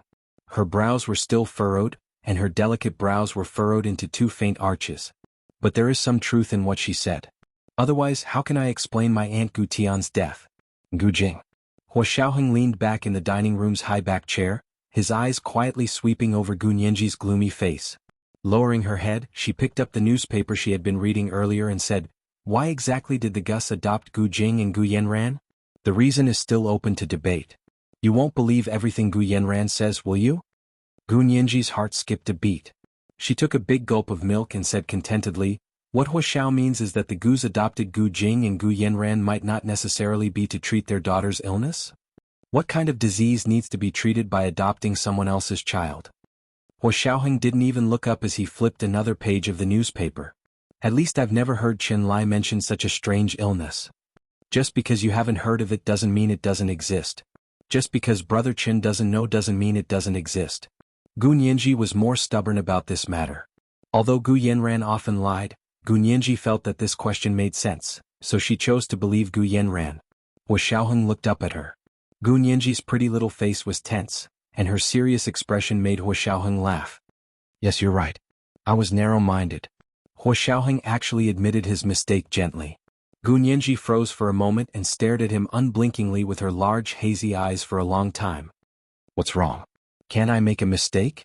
Hua Xiaoheng picked up his teacup and took another sip. Our colleagues in the revolutionary team are all good at criticizing and self-criticizing. Gu Nianji, this official tone, TSK. Alright, if what Gu Yanran said is the truth, then why don't we think about it this way? Why adopt a Japanese girl to treat the daughter of the Gu family? After all, Hua Xiaoheng was in the intelligence field. He considered problems from a deeper and more detailed perspective than others. Gu Nianji was stunned.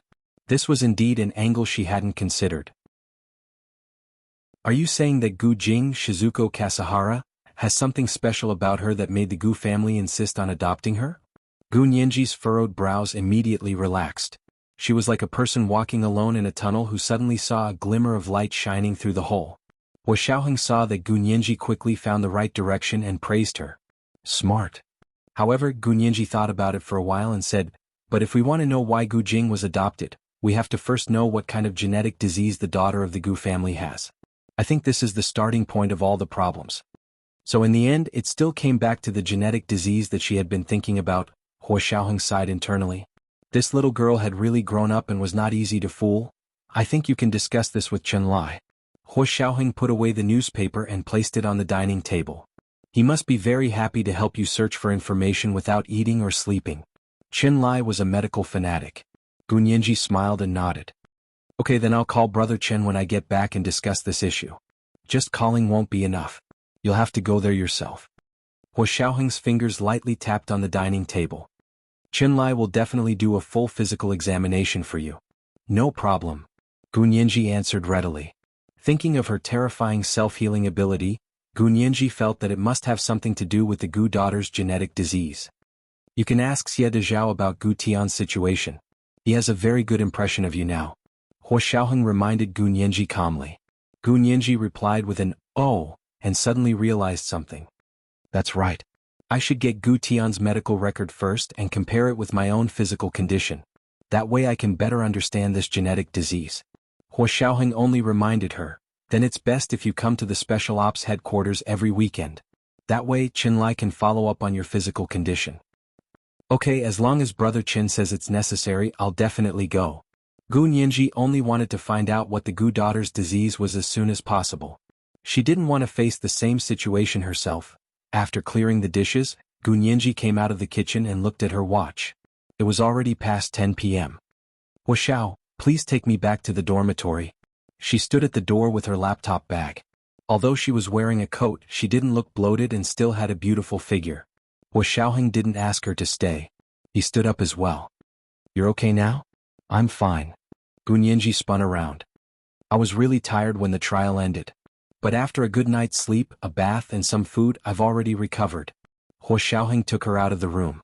When they entered the elevator, Huo Xiaoheng patted her head and smiled. You're so energetic. You're completely different from your aunt, Gu Tian. Have you ever thought that maybe you don't have this disease? Really? But I heard it's hereditary. Of course Gun Yinji hoped that she didn't, but the power of hereditary disease was too terrifying. She didn't dare to underestimate it. Or maybe your father cured you. Huo Xiaoheng thought to himself but didn't say it out loud. He only thought about it. At 11 p.m., Huo Xiaoheng dropped Gun Yinji off at the B University female graduate student dormitory. Thank you for driving me back, Huo Xiaoheng. You're welcome. Huo Xiaoheng opened the car door for her. Go back and have a good rest. I'll pick you up at the base this weekend. Okay. Gun Yinji agreed obediently and waved as she watched Huo Xiaoheng's car slowly drive into the darkness. The long day was finally over. Gun Yinji patted her chest and turned to walk up the stairs. A red spark lit up next to the pitch-black door of the dormitory. Gun Yinji then noticed someone standing there. He lit a cigarette, and the sparks illuminated the person's silhouette. It was Hijichu. Hijichu was actually waiting for her here? Gun Yinji thought about what Hijichu had said when they parted in the afternoon and couldn't help feeling lucky that she returned on time. Professor He? She walked up the stairs and called out softly. Hijichu walked out of the darkness and shook off his loneliness. When he saw Gun Yinji, a rare smile appeared on his aloof face. You're back? Not bad. Huo Xiaoheng kept his word. Gun Yinji pouted. I was the one who kept my word. What does this have to do with Huo Xiaoheng? Professor, he doesn't trust me? Hijichu glanced at Gun Yinji and smiled with the cigarette in his hand. He knew very well that if Huo Xiaoheng didn't plan on letting Gun Yinji return on time, she wouldn't be able to leave even if she wanted to. However, he didn't need to let Gun Yinji know this. It's good that you're back. He said vaguely. It's late. Go up and rest. We'll talk tomorrow. Gun Yinji covered her mouth and yawned. Thank you, Professor He. I'll go up now. Hijichu stood at the lobby door and watched Gun Yinji's back disappear into the elevator. He walked down the stairs alone and stood under the tree in front of the dormitory for a while with the cigarette in his hand. The lights in Gun Yinji's dormitory room lit up and then went off again. Hijichu left alone. After Huo Xiaoheng left B University, he went straight to the Special Operations Forces headquarters. Huo Xiao. Yin Shixiang had been waiting for him to return. Huo Xiaoheng led him into his office and signaled for him to close the door. What's the situation? Yin Shixiang quickly stood at attention. Reporting to Chief. You've watched the trial video, right? Yes. Huo Xiaoheng sat down behind his desk. You sit too. Thank you, Chief. Yin Shixiang sat across from him. Wuxiao, you've probably watched the trial, so I won't say more. Yin Shixiang focused on General Ji and Speaker Long's movements. Secretary Chao attended 3 of the 4 trials and was full of praise for Nianji. At the end of today's trial, Secretary Chao specifically reminded Nianji that he's trying to recruit her. Xiaoheng turned on his computer with a half-smile. Military Secretariat? Secretary Chao really thinks highly of Nianji? Of course. The Military Secretariat is the most trusted place by the higher-ups. Many political commissars graduated from there. Yin Shixiang knew that the Military Supreme Council's Secretariat was one of the best in the entire military system. But Nianji might not be willing to go. Xiaoheng shook his head. And she might not pass the background check. Xiaoheng had used a little trick to force General Ji to give them the green light and hastily end Gu Nianji's background check so he could successfully marry her. But if Gu Nianji wanted to enter the Military Supreme Council's Secretariat, the background check couldn't be rushed. Yin Shixiang also thought of this problem and said with lingering fear, "That was so close. I got goosebumps when Gu Yanran said Nianji was Japanese today." Nianji is definitely not Japanese. Xiaoheng wasn't worried about this. She is Chinese, but she's not a native citizen of our country. In terms of nationality, she should be considered a foreigner and then naturalized as a citizen of the Wuxia Empire. They were discussing Gu Nianji's future after graduation when a voice came from outside the door. "Report." "What is it?" Xiaoheng turned on the intercom. Zhao Yang's voice came from the other end. "Gu Yanran is making a fuss and wants to see her father. The people at the detention center are asking if we can agree." The vegetable they thought was Gu Xiangguan was still in Qinlai's intensive care unit. Xiaoheng frowned when he remembered that she was only Japanese. "Have Qinlai write out a receipt for Gu Yanran's father's medical expenses and send it to Gu Yanran." He agreed to let Gu Yanran visit her father. Zhao Yangzi agreed loudly and went to pass the message to Qinlai. Yin Shixiang asked quietly, "Xiao, are you really letting Gu Yanran visit her father? Didn't she have a mental breakdown? How can she still remember to visit her father?" "Not interested." Xiaoheng only gave the order to Qinlai. That night, Gu Yanran's comatose father was transferred from the headquarters of the Special Operations Forces to a normal hospital in the imperial capital. The next day, Gu Yanran was escorted by several female police officers to the hospital to visit her father. When she got out of the prison van, she looked at the main entrance of the normal hospital and said in surprise, "My father isn't here? Shouldn't he be in the Special Intensive Care Unit of the Special Operations Forces headquarters? He was transferred here yesterday." The female police officer gave her directions without batting an eyelid. "It's cheaper here." Gu Yanran pursed her lips and followed the female police officer into the hospital. There was an even thinner and weaker man lying in the simple ward. Gu Yanran walked to the side of the bed expressionlessly. Looking at the man's face, Gu Yanran thought of her childhood, which was always accompanied by hunger, as well as the beatings and insults. Gu Yanran closed her eyes and burst into tears. Her mother had taken her to escape from this man and come to the Gu family. To her, it was like coming from hell to heaven. She shouldn't have asked for more, but when she saw a little girl living like a little princess in heaven, and a father who spoiled her so much, how could there be such a good father in the world? Why wasn't such a good father her own father? She couldn't balance the extreme and jealousy in her heart. So when the opportunity came, she didn't hesitate to seize it. Perhaps she was no different from the evil man lying in the hospital bed. What was the use of this person now? It was time for him to die. Gu Yanran turned to leave the hospital and said to the female police officer, "I don't have any money. You guys can pull out his tubes." Pulling out the tubes on a vegetable was euthanasia. Gu Yanran was this man's biological daughter, so she had a certain degree of authority to say that. But now was not the time for her to make the call. Xiaoheng and the others were sending people to Chiba Prefecture in Japan to find out the ins and outs of how Shizuko Kasahara was adopted. This was the second 3,800-word update. Oh, there were 2 updates today. Remind everyone of the recommendation votes and monthly votes. We'll do the 3rd update tomorrow. Moi. Chapter 889. 2 field agents from the Special Operations Forces arrived at Chiba County in Japan and found the location written on the adoption document. This was a very quiet street.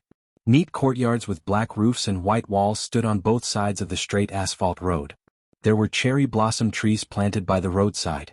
Their leaves had all fallen off, leaving only bare branches. First, they went to the Kasahara family written on the adoption document. But when he found the house number, the sign on the door didn't say Kasahara House, but Feita House. An old man with snow-white hair pulled open the paper door and smiled at them. "Who are you looking for?" Of course he spoke in Japanese. These two Special Operations Forces field personnel had been stationed in Japan for a long time, but today they were there as Wuxia Imperial Court staff to gather information. "May I ask if this place used to be called the Kasahara family?" "The Kasahara family? Oh, they sold us the house." "Ah? Moved away. Do you know where they moved to?" "Do you have business with the Kasahara family?" "No one has been looking for them for many years." "It's like this. We have some things to ask the Kasahara family. We want to see if they remember that there was a girl called Shizuko Kasahara in their family." "Shitsi? You mean the little girl from the Kasahara family? It's been many years. She even came to my house for a meal when she was young. And then? Didn't she die later?" The two field agents. "The Kasahara family has no one left. Their family had committed a sin. You deserved it. That's why you shouldn't do anything that's against your conscience." "That's her grandfather's fault. What does it have to do with her?" "You're just spouting nonsense." A middle-aged man next to the old man interjected as he was very dissatisfied with the old man's nonsense. "That's why I said that we shouldn't do anything against our conscience." The old man insisted on his point of view and said to the two field agents, "I remember Shizuko from the Kasahara family. I'm afraid I'm the only one who remembers her in the entire street. After so many years, those who have left and those who have died, only I, this old woman, still remember her." The two field agents perked up and quickly took out their court IDs.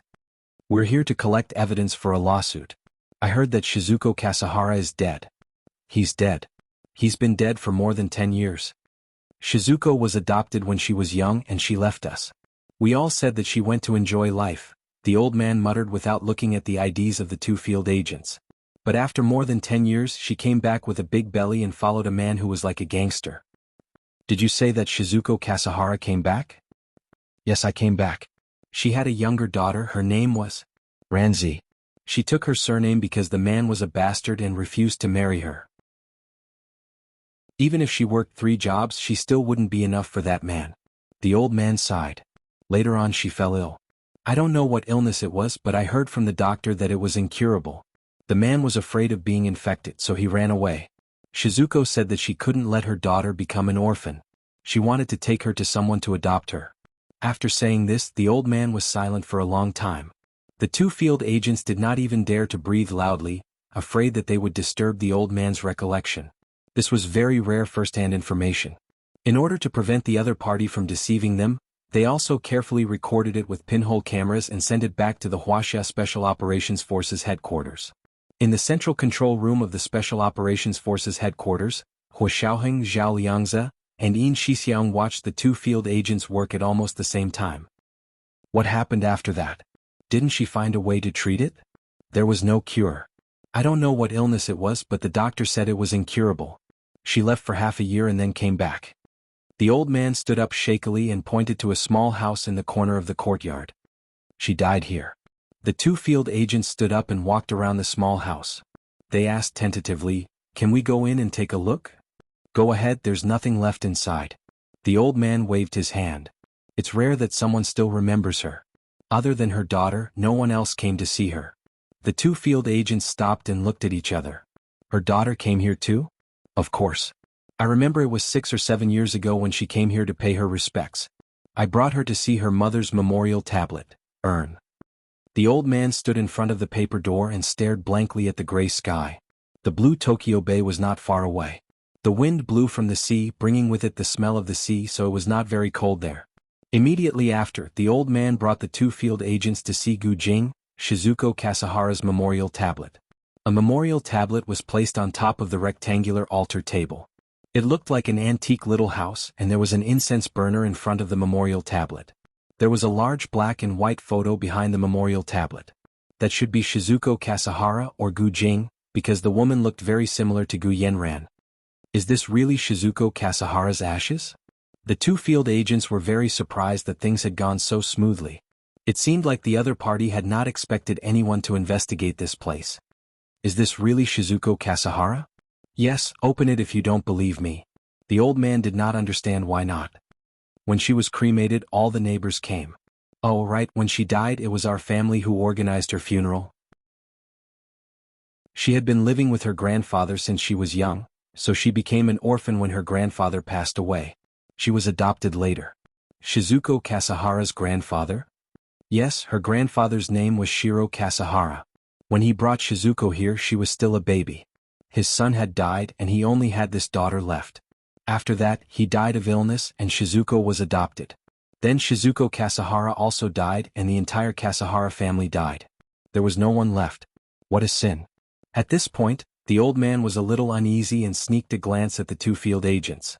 When they looked over, she quickly averted her gaze.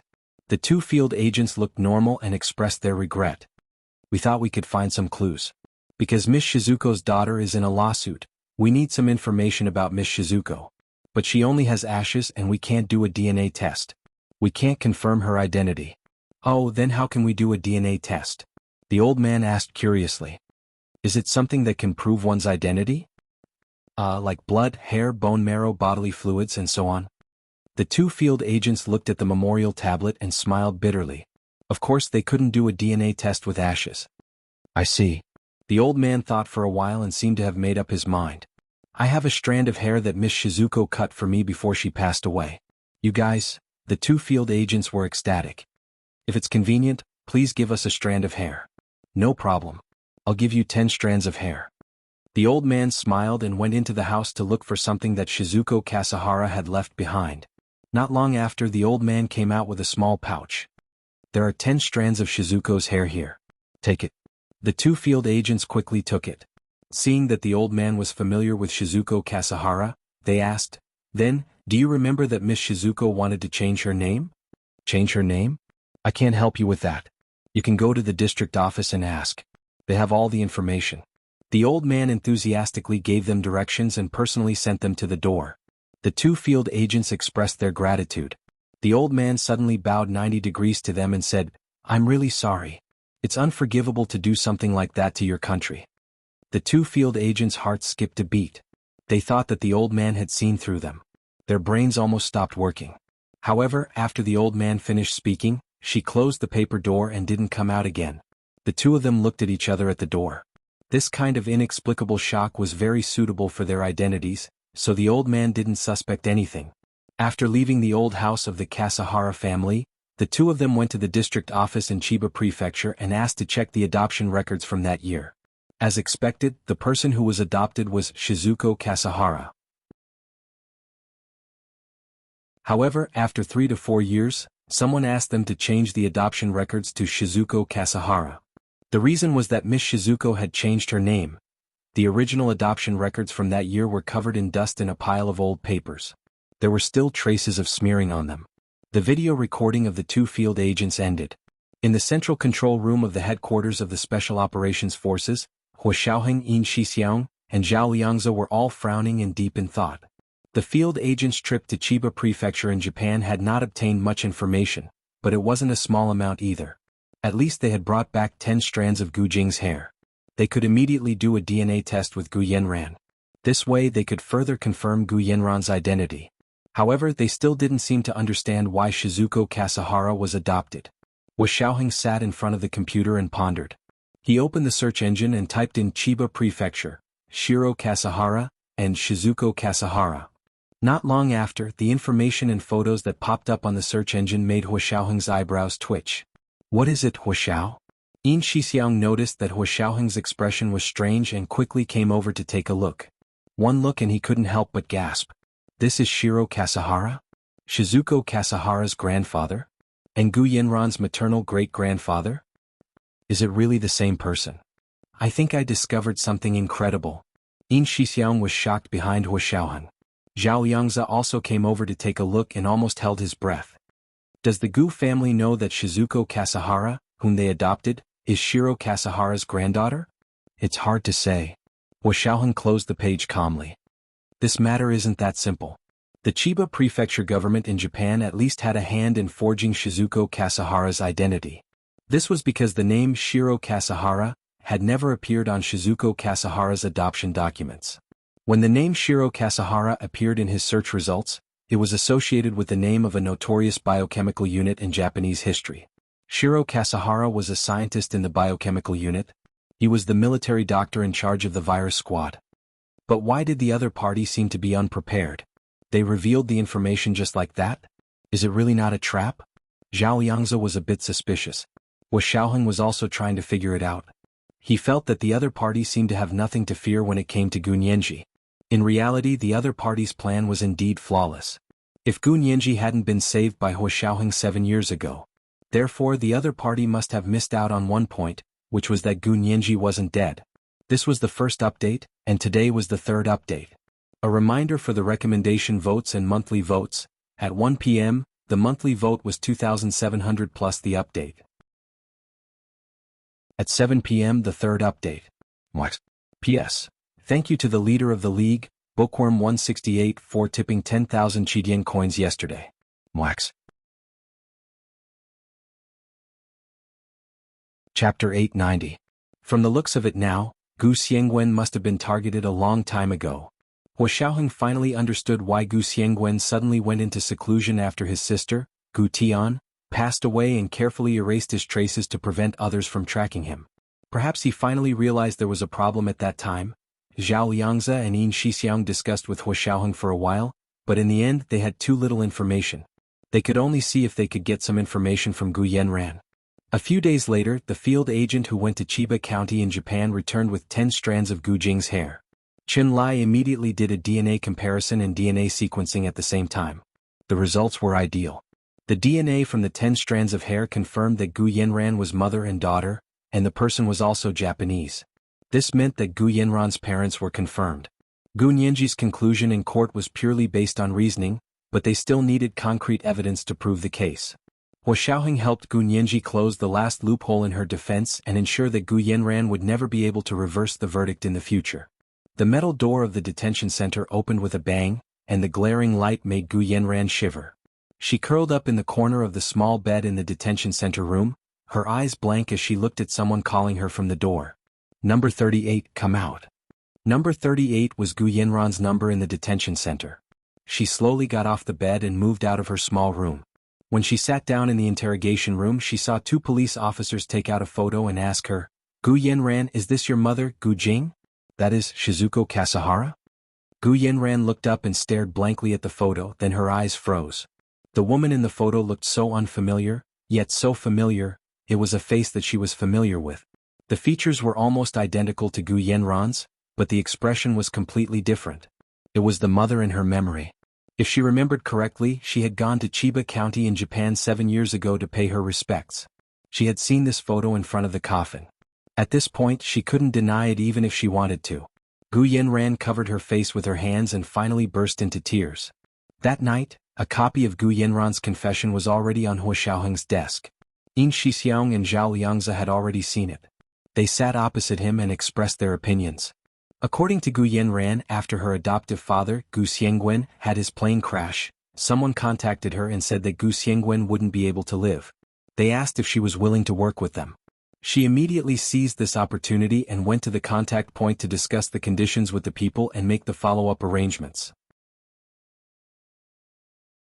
In the end, after she negotiated the terms and went home, she found out that Gu Nianji had suddenly lost her temper and sailed out to sea.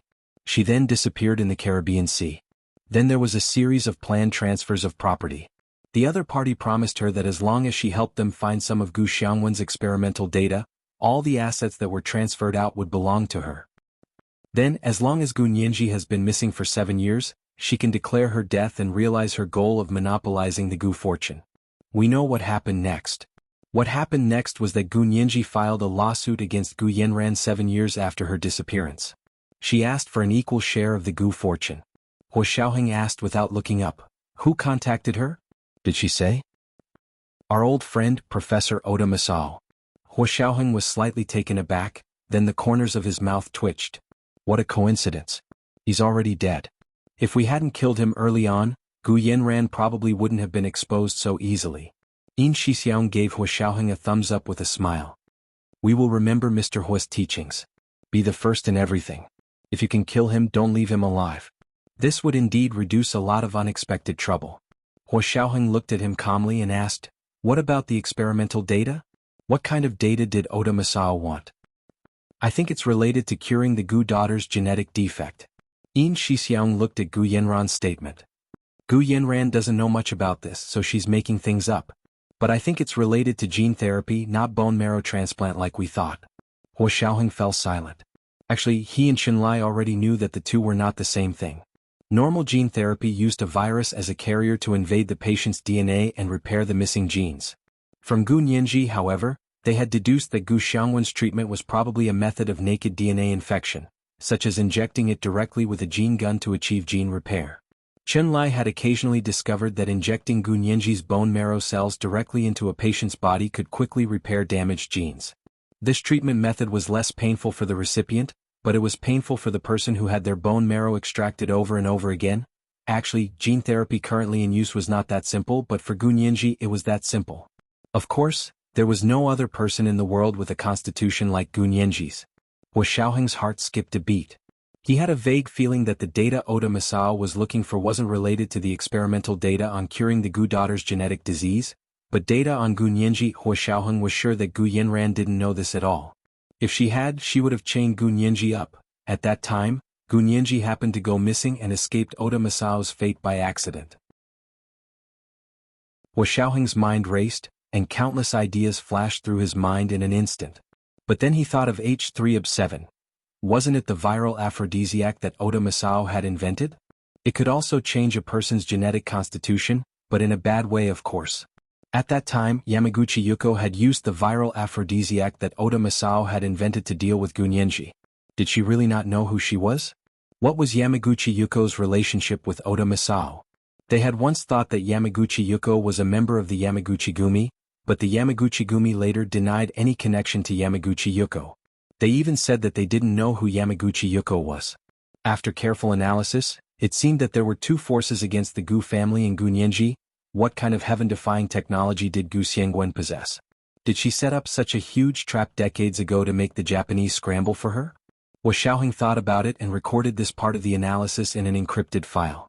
He still hadn't figured out a few key points, so he didn't want to share them with others for now.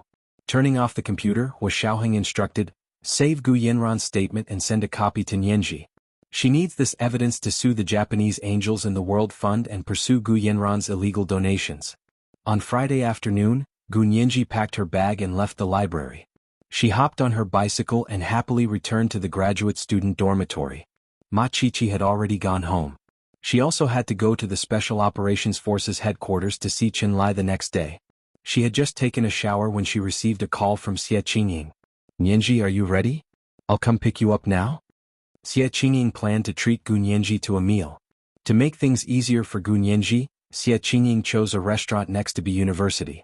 Gu Nianji heard the name of the restaurant and replied readily, "It's right next to our school.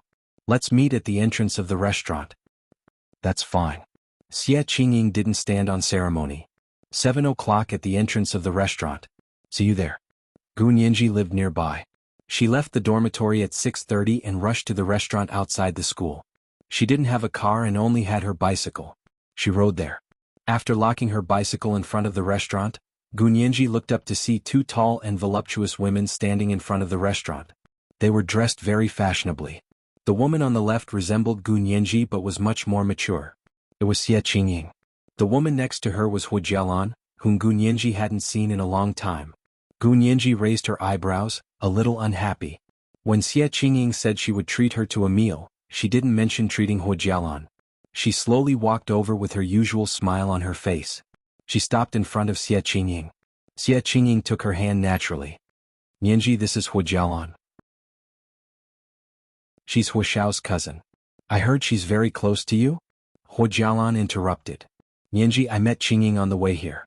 We often hang out together in France and I heard she was treating you to a meal. I shamelessly came without an invitation. You won't be unhappy, right?" She added, "If you're unhappy I'll leave right away." Gu Nianji cocked her head and smiled. "You threw your face on the ground for me to step on. How can I say I'm unhappy?" Xie Qingying's eyebrows twitched imperceptibly when she heard that. How unlucky, it looked like she'd been tricked by Hua Jialan. Did they know each other very well? Yes, they knew each other very well, so well that they started tearing each other apart as soon as they saw each other. Hua Jialan was still smiling good-naturedly. She said to Xie Qingying, Nianji and I had some misunderstandings. I'll take advantage of this opportunity today to treat both of you. We'll all be good sisters from now on, and our disagreements from before will be written off. Gu Nianji looked up at the restaurant in front of her and smiled. Our misunderstandings are worth a fortune. Hu Jialan, you want to bury the hatchet with me just because of a meal from a restaurant like this? I'm not that cheap. The truth was Hu Jialan hadn't done any actual harm to Gu Nianji. However, Gu Nianji thought about what she had done to Song Jining. She had taken advantage of Song Jining's illness to bully her. She didn't want to have any chance to bury the hatchet with Hu Jialan. Xie Qingying felt a headache coming on. However, she had been taught to never make things difficult for others in public. She couldn't bring herself to do something like that. She could only smile and say, "It's still my treat today. Jialan, if you want to apologize, find another opportunity to treat Nianji. Today is the day we reunite as cousins. Let's not talk about anything else. Let's go in and eat." It was the second night watch, and the monthly votes had arrived at 2,700 plus the second night watch. It was the third night watch. A reminder for the recommendation votes and monthly votes, there was the third night watch at 7 p.m. Mwah. Chapter 891. Gu Nianji gave Xie Qingying face and didn't say anything else. She followed her into the restaurant. Hu Jialan could barely keep the smile on her face, but she could not bear to leave. This time she followed her grandfather, Hu Xuanong, to France and lived in the Xie family's manor for nearly a year. Only then did she truly understand what it meant to live in a wealthy family. Although the Hua family wasn't bad and was even more powerful, the Xie family's foundation wasn't something the current Hua family could compare with. Perhaps after a few generations the Hua family would be able to catch up to the Xie family, but for now they could only admit defeat. Xie Qingying was only a collateral relative of the Xie family. When she was in France she had followed her father, Xie Dezhao, to visit the main branch of the Xie family. That was how she had become familiar with Hu Jialan. They had gone shopping several times and had coffee together in a café on the Champs-Élysées. If Hu Jialan was willing to be friends with someone, she could make you feel like you were bathed in a spring breeze, as if you had met someone who knew you well. Xie Qingying was also a person who loved to make friends, so the two of them got along very well. Xie Qingying had come to Bi University to treat Gu Nianji to a meal and happened to bump into Hu Jialan. When Hu Jialan heard that Xie Qingying was treating Gu Nianji to a meal, she immediately said that she was also very familiar with Gu Nianji. She hadn't seen Gu Nianji in a long time and wanted to take advantage of Xie Qingying's treat to see her. Xie Qingying agreed immediately and said, "The more people there are, the livelier it will be." She liked the feeling of a big family eating around the table. When they were at the Xie family's old residence, their whole family could sit at several tables. However, when he saw Gu Nianji, this was the situation. Although Xie Qingying did not say a word, she had already decided to distance herself from Hu Jialan. She could tell that Gu Nianji did not have a good impression of Hu Jialan. Of course, she was on Gu Nianji's side, so this decision was natural. The three of them sat down in a Japanese-style private room in the restaurant. Xie Qingying took the menu for Gu Nianji to order. Gu Nianji looked at it and ordered a few huayang dishes. She braised the shredded dried meat in the soup. The shredded dried meat was a test of knife skills. It was cut as fine as a strand of hair and very tasty. There was also the squirrel-shaped mandarin fish that was a must-order dish for every huayang cuisine. The mandarin fish was cut with a cross knife, coated with egg powder and fried in a wok of oil. Then the bright red sauce was poured over it. It really looked like the big tail of a little squirrel. In the end, she ordered a huayang dish called lion's head with meat crab. There were only 4 small lion's head with meat crab in a stew pot. She scooped them into an even smaller bowl with 1 small lion's head with meat crab in each bowl. Gu Nianji used to like it very much and wished she could make it her staple food. However, Hu Xiaoheng was very strict with her. She had to follow the rules when she ate and it was impossible for her to overeat. Therefore Gu Nianji could only think about it. Hu Xiaoheng wasn't by her side today, and she also felt that it was okay to indulge once in a while. Anyway, she could just run 3 laps around the school field after eating. Hu Jialan saw that Gu Nianji had only ordered appetizers and said politely, "How can you not eat turtle stew when you're here? There's also casserole wild duck. They're all huayang dishes that test martial arts." Xie Qingying asked the waiter to add the 2 dishes that Hu Jialan had ordered. She also ordered salted pork as an appetizer and lotus leaf ground chicken as one of the main dishes. She also ordered a snow clam bird's nest for dessert. These dishes were the signature dishes of this type of restaurant. They were well prepared, so the dishes were quickly served. The three of them chatted as they ate. Because they were eating outside, Gu Nianji and Xie Qingying didn't abide by the rule of not talking during meals. They chatted happily. "Cousin, are you going to leave again this time?" Gu Nianji asked curiously. She knew that Xie Dezhao and Xie Qingying had returned from abroad, but they still had business in Huaxia. Xie Qingying was of marriageable age and had returned for a blind date to find a husband. She hadn't been close to Gu Nianji in the past, nor did she have any intention of getting close to her. Therefore they were only acquaintances and had never spoken to each other. Now, because of what happened in court, Gu Nianji's quick reaction had helped Xie Qingying escape a huge slander. She had instantly closed the gap between them. Therefore, Xie Qingying didn't shy away from complaining to Gu Nianji. "This time, my mommy said that if I don't find a husband, I'm not allowed to return to France." She made a crying face which made Gu Nianji giggle. Hu Jialan had been listening for a long time and finally interrupted. "Qingying, you're so good. Aren't there plenty of young men in the country for you to choose from? Don't be so picky. It's fine as long as you have a good character. Your family doesn't care about anything else." Gu Nianji didn't like what she said. Xie Qingying's expression also softened. "I'm not that good. Where are all the young men? I've never seen any." Gu Nianji had just eaten a meatball with crab meat. Her taste buds were extremely fresh and her appetite was raging. She scooped up a second one and smiled. "You can't say that. Other than having a good character, he also has to be handsome and good-looking. He also has to have a nice voice. He has to be outstanding in his work and his family background has to be on par. Only a man like that is worthy of my talented, rich, and beautiful cousin, right?" Xie Qingying was overjoyed by Gu Nianji's words. She smiled. "You're such a good talker. You're always using parallelism. My Chinese isn't very good. I really need to learn from you." Hu Jialan listened to Gu Nianji's criteria and pouted. Where else in the world would there be such a good man? "Nianji, don't paint a big picture and hold Qingying back." She sighed and continued, "Those who are handsome have a poor family background, or those with good character are not capable. Then there are those who are handsome, capable, and have a good family background, but their character is not good, and they like to fool around outside. So for women of our social class, the range of partners is quite narrow." "No way?" Gu Nianji's long brows raised in surprise. "Miss Huo, what kind of people do you know? They don't sound like much." Hu Jialan's face turned green. "I'm talking about common sense. Don't tell me you know a man who is handsome, capable, and has a good family background? They're not men anymore, they're gods." She had only known one person in her life, but that person didn't belong to her. Gu Nianji thought about it. "I do know quite a few." Hu Jialan said, "One is amazing enough, but you know quite a few. Are your standards especially low?" Gu Nianji didn't back down. "How is my standards low? Isn't your circle of friends especially low?" Hu Jialan blushed.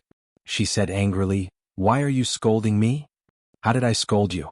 Gu Nianji picked up the spoon and ate the meatball with crab meat. After swallowing, she said, "I'm telling the truth. You don't accept it and you say others have low standards." Xie Qingying saw that the two were about to start arguing again.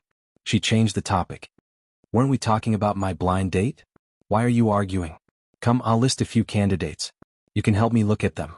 Xie Qingying was already 26 years old. She would be 27 soon after the new year. She was also a bit anxious. The daughters of the Xie family didn't have to worry about marriage. However, being able to marry well and marrying well were two different things. Gu Nianji and Hu Jialan were women after all. They were naturally interested in this kind of topic. They put down their chopsticks and looked at her, waiting for her to elaborate. Xie Qingying had returned to the empire this time to testify for Gu Nianji. She hadn't actually started the blind date yet. However, seeing that both of them looked interested, Xie Qingying braced herself and thought for a moment. Just as she came up with a name, she heard someone knock on the door. "Come in." Xie Qingying thought it was a waiter from the restaurant, but when she opened the door, it was a thin and elegant man. Hu Jialan didn't know this person, but Gu Nianji and Xie Qingying did. This man was Special Assistant Yang, who served Speaker Long in the Senate. He came to their table and a clear voice rang out above their heads. "Miss Xie, are you eating with friends?" Xie Qingying nodded. "Special Assistant Yang is eating here too? This place is a bit far from the Senate. I'm here to entertain my juniors. They're all undergraduate law students at B University." Special Assistant Yang glanced at Gu Nianji. It was as if he was saying that only undergraduate students at B University were considered B University students. Master's and PhD students from outside the university didn't deserve to call themselves B university students. Gu Nianji pretended not to see it and ignored Special Assistant Yang's insinuation. Special Assistant Yang looked away and focused on Xie Qingying. He smiled very gently. Miss Xie, would you like to meet my juniors? Xie Qingying's stepmother was Speaker Long's distant cousin. It was only natural that Special Assistant Yang was so familiar with her. However, Xie Qingying didn't really want to go over. She smiled and looked up. I have guests here. Maybe next time. Special Assistant Yang looked at Gu Nianji and Hua Jialan. He smiled. Who are these two? Miss Xie, would you like to introduce them? It was the third watch. It was the third watch. A reminder for the recommendation votes and monthly votes. Moi. Chapter 892. Of course, Xie Qingying didn't know that Special Assistant Yang had attended the last few trials and had even spoken to Gu Nianji. She thought they really didn't know each other. Out of politeness, she glanced at Gu Nianji and Hua Jialan to get their permission to introduce her to Special Assistant Yang. Gu Nianji glanced at Special Assistant Yang and remembered that during the fourth trial, Xie Qingying and Xie Dezhao had testified in court. Special Assistant Yang hadn't been there, so he could pretend not to know her in front of Xie Qingying. It wasn't that Gu Nianji wanted to ruin Special Assistant Yang's reputation, but every time Special Assistant Yang appeared, Gu Nianji felt like she was being targeted. She didn't know how she had offended this person, but she didn't want to back down to avoid trouble. Moreover, if they knew each other, then they didn't know each other. Was there something wrong with this person's head? Gu Nianji put down the porcelain spoon in her hand and smiled at Xie Qingying. Cousin, don't bother. Anyway, Special Assistant Yang won't remember us even if you introduce us to him. Why bother with this unnecessary effort? Xie Qingying froze. There was a hidden meaning in her words. She looked at Gu Nianji, then at Special Assistant Yang and smiled. Do you two know each other? Special Assistant Yang was even more displeased with Gu Nianji's aggressive attitude. He frowned. Miss, what do you mean? You're speaking so sarcastically. I didn't offend you, did I? No, why do you say that, Special Assistant Yang? Gu Nianji smiled at him. Because we just met in court last week and even spoke to each other. Special Assistant Yang remembered my name at that time, but it's obvious he doesn't remember it a week later. Isn't this a sign that people of high status tend to have short memories? Cousin, don't you think I'm right? Xie Qingying understood. You're saying that Special Assistant Yang went to the last few trials? Yes, he even asked me which law firm I did my trial training at. Gu Nianji giggled and continued to embarrass Special Assistant Yang. Special Assistant Yang replied, Oh, so it's about that? I'm sorry, I forgot. I'm busy with work every day. I've seen at least 80 people and I've spoken at least 800 words. You can't expect me to remember all the trivial things clearly. Gu Nianji smiled faintly as she picked up the coconut juice and sipped it with a straw. She said casually, Special Assistant Yang's working ability is limited, so it's normal that he can't remember. It seems like Senior Speaker Long is in need of talent. She was just teasing him casually, but Executive Assistant Yang's expression suddenly changed. The atmosphere in the private room suddenly became tense. Xie Qingying hurriedly tried to smooth things over and gave Special Assistant Yang a way out. Special Assistant Yang, didn't you want me to meet your juniors? It just so happens that I admire the elites of B University. Shall we go and take a look? Special Assistant Yang understood that Xie Qingying was giving him a way out of this embarrassing situation, so he couldn't help feeling even more disapproving of Gu Nianji. Look at Xie Qingying. That's the demeanor and etiquette. That's the real descendant of a noble. Gu Nianji? Executive Assistant Yang did not even look at Hua Jialan. He turned around and left with Xie Qingying. When they arrived at the private room where Special Assistant Yang was treating them, Xie Qingying saw that there were 2 women and 3 men in the room. They were all dressed like students. Special Assistant Yang perked up and introduced them to Xie Qingying. These are all undergraduates from B University's Faculty of Law. They're also my high school classmates. Among the 5 students, 2 of them, 1 male and 1 female, were graduating this year. The other 3 were still freshmen. They looked at Xie Qingying curiously and nodded at her. Special Assistant Yang thought about it and specially introduced the female student who was about to graduate this year to Xie Qingying. This is Rong Mingxing, the top student of this year's B University Faculty of Law. She started university at the age of 16 and will graduate this year at the age of 20. She's a real genius. Xie Qingying glanced at the pretty girl and nodded. She smiled and said, It's my honor to meet the elites of B University's Faculty of Law today. Come, let me use tea in place of wine to propose a toast to everyone. Xie Qingying picked up the white porcelain teapot from the dining table and poured herself a cup. Then she asked everyone in the room to propose a toast. The girls drank fruit juice in place of wine, while the boys drank beer. They all drank a cup with Xie Qingying. Special Assistant Yang's expression finally returned to normal. He put his hands in his trouser pockets and introduced her to everyone. This is Miss Xie from the Xie family. She just returned from France and is a relative of Speaker Long. The students were shocked and became even more respectful of her. Xie Qingying had only used this opportunity to invite Special Assistant Yang out for a cup of tea. She had already given him a lot of face. After exchanging a few more pleasantries and praising the students in the room, she said goodbye and left. After she left, the atmosphere in the room immediately became lively.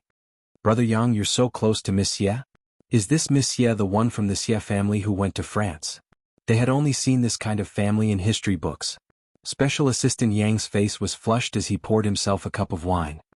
He nodded reservedly and said casually, "Yes, that's the Miss Xie from the Xie family. She's a relative of Speaker Long." Brother Yang, why are you blushing? Could it be that the Hongwan star has moved? Several boys cheered and ran over to propose a toast to Special Assistant Yang. Special Assistant Yang had always valued and supported the juniors in his hometown high school. Of course, the premise was that he was the boss. The two girls looked at each other and then looked away. They didn't join in the fun. Especially Rong Mingxing, who was about to graduate this year. Her face suddenly paled, and her delicate little face showed a conflicted and depressed expression. Special Assistant Yang saw that Rong Mingxing's expression had changed, and his mood suddenly improved. The humiliation he had suffered at Gu Nianji's hands had miraculously been smoothed over. He smiled and scooped a braised meatball with Rong Mingxing. By the way, don't you like eating this? Eat more today. I'll make sure you're full. Several male students in the room had no moral integrity at all. Seeing this, they immediately made fun of Rong Mingxing and Special Assistant Yang. Special Assistant Yang lit a cigarette, held it in his hand, and stared at Rong Mingxing's profile. Amidst the rising smoke, it was hard to tell what he was thinking. Rong Mingxing said softly, "Brother, stop smoking. You drank a lot today." Special Assistant Yang crushed the cigarette in the ashtray and smiled. "I'll listen to little Rong. I won't smoke anymore." He picked up another piece of fish with his chopsticks and whispered, "What plans do you have for graduation? Our Senate Special Affairs Office will be recruiting new people next spring. Are you interested?" Rong Mingxing was overjoyed. She had been flirting with this senior for so long just for the sake of her job after graduation. "Brother, is it true? Are you going to settle your household registration?" Special Assistant Yang, after Xie Qingying left with Special Assistant Yang, Hujialan whispered, "Nianji, is Special Assistant Yang from the Senate? Is he one of Speaker Long's subordinates?" Since he was called a special assistant, probably only people at the level of the speaker would need to have an assistant for such a position. Gu Nianji nodded. "Yes, he's Speaker Long's special assistant." Hujialan didn't ask any more questions and drank the clear turtle soup alone. After a while, Xie Qingying returned. She sat back in her seat and didn't mention a word about what Special Assistant Yang had just said. She asked Gu Nianji and Hujialan, "Where were we just now?" She was talking about what they had been talking about before Special Assistant Yang came in. Hujialan quickly reminded her, "Qingying, you were just about to say who you were going on a blind date with, but Special Assistant Yang came in before you could say anything." "All right." Xie Qingying had actually forgotten the name she had thought of on the spot because of Special Assistant Yang's interruption. Now that she saw Special Assistant Yang, she remembered that her father and Speaker Long seemed to want her to be with Special Assistant Yang, so she casually mentioned Special Assistant Yang. She asked them, "What do you think of Special Assistant Yang?" Hujialan had an expression of, "I knew it." "Special Assistant Yang? He looks good and is handsome. He's also young, right? He's Speaker Long's special assistant at such a young age. If he doesn't make any major mistakes, he can become the speaker once Speaker Long retires, right?" Gu Nianji didn't have a good impression of Special Assistant Yang, but she didn't want to affect Xie Qingying's criteria for a spouse. She only corrected Hujialan, to become the speaker he has to pass the election and become a senator. The position of the speaker is not promoted by the higher-ups. Even if Speaker Long retires, Special Assistant Yang can't become the speaker if he doesn't pass the election. Special assistant is only a civil servant position. Hujialan didn't know much about these things, so she knew she'd said the wrong thing. She was embarrassed, but seeing Gu Nianji's glib tongue, and the fact that Hu Jialan wanted to maintain a good relationship with her, rather than offend her, she could only swallow her anger. So that's how it is? Nianji, you know so much. Hu Jialan kept flattering Gu Nianji. Gu Nianji smiled. It's basic knowledge. Miss Hua, it's in high school textbooks. High school. Aha, it's been a long time. I don't remember. Hu Jialan used time to save face. Gu Nianji didn't continue to poke at her. She took a sip of turtle soup. The private room quieted down and the atmosphere was a little awkward. Just then her phone rang. It was Hu Xiaoheng's exclusive ringtone. In the past, Gu Nianji wouldn't have picked up right away, but she felt a little uncomfortable during the meal today. She just wanted to leave right away, so she couldn't wait to swipe her phone to answer the call. She smiled and said, "Hello." Hu Xiaoheng obviously hesitated before asking, "Nianji? Is that you?" "Yes, it's me. What's up?" Gu Nianji was too embarrassed to call him Hu Xiao in front of Xie Qingying and Hu Jialan, so she said you vaguely. Hu Xiaoheng immediately knew where Gu Nianji was. He asked again, "Is it convenient to talk?" Gu Nianji stood up and said to Xie Qingying and Hu Jialan, "I'm going out to take a call."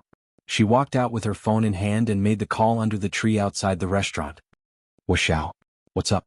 Hu Xiaoheng was in a car heading towards B University. "Aren't you going to the base tomorrow?"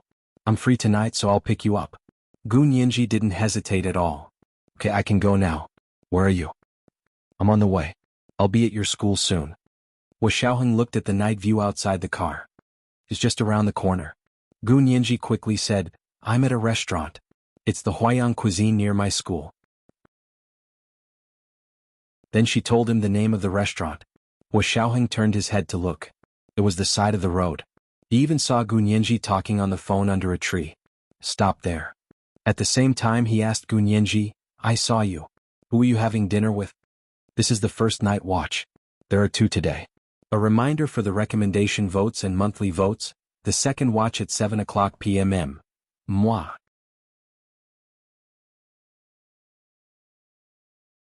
Chapter 893. Gu Nianji gripped her phone and looked up to see Hu Xiaoheng's new Hongqi bulletproof car drive over.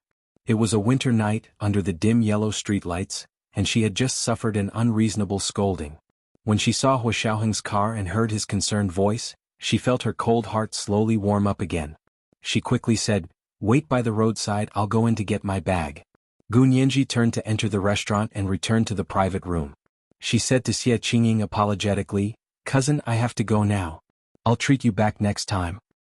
"Was it the phone call just now?" "Okay, you can go now." Xie Qingying expressed her understanding.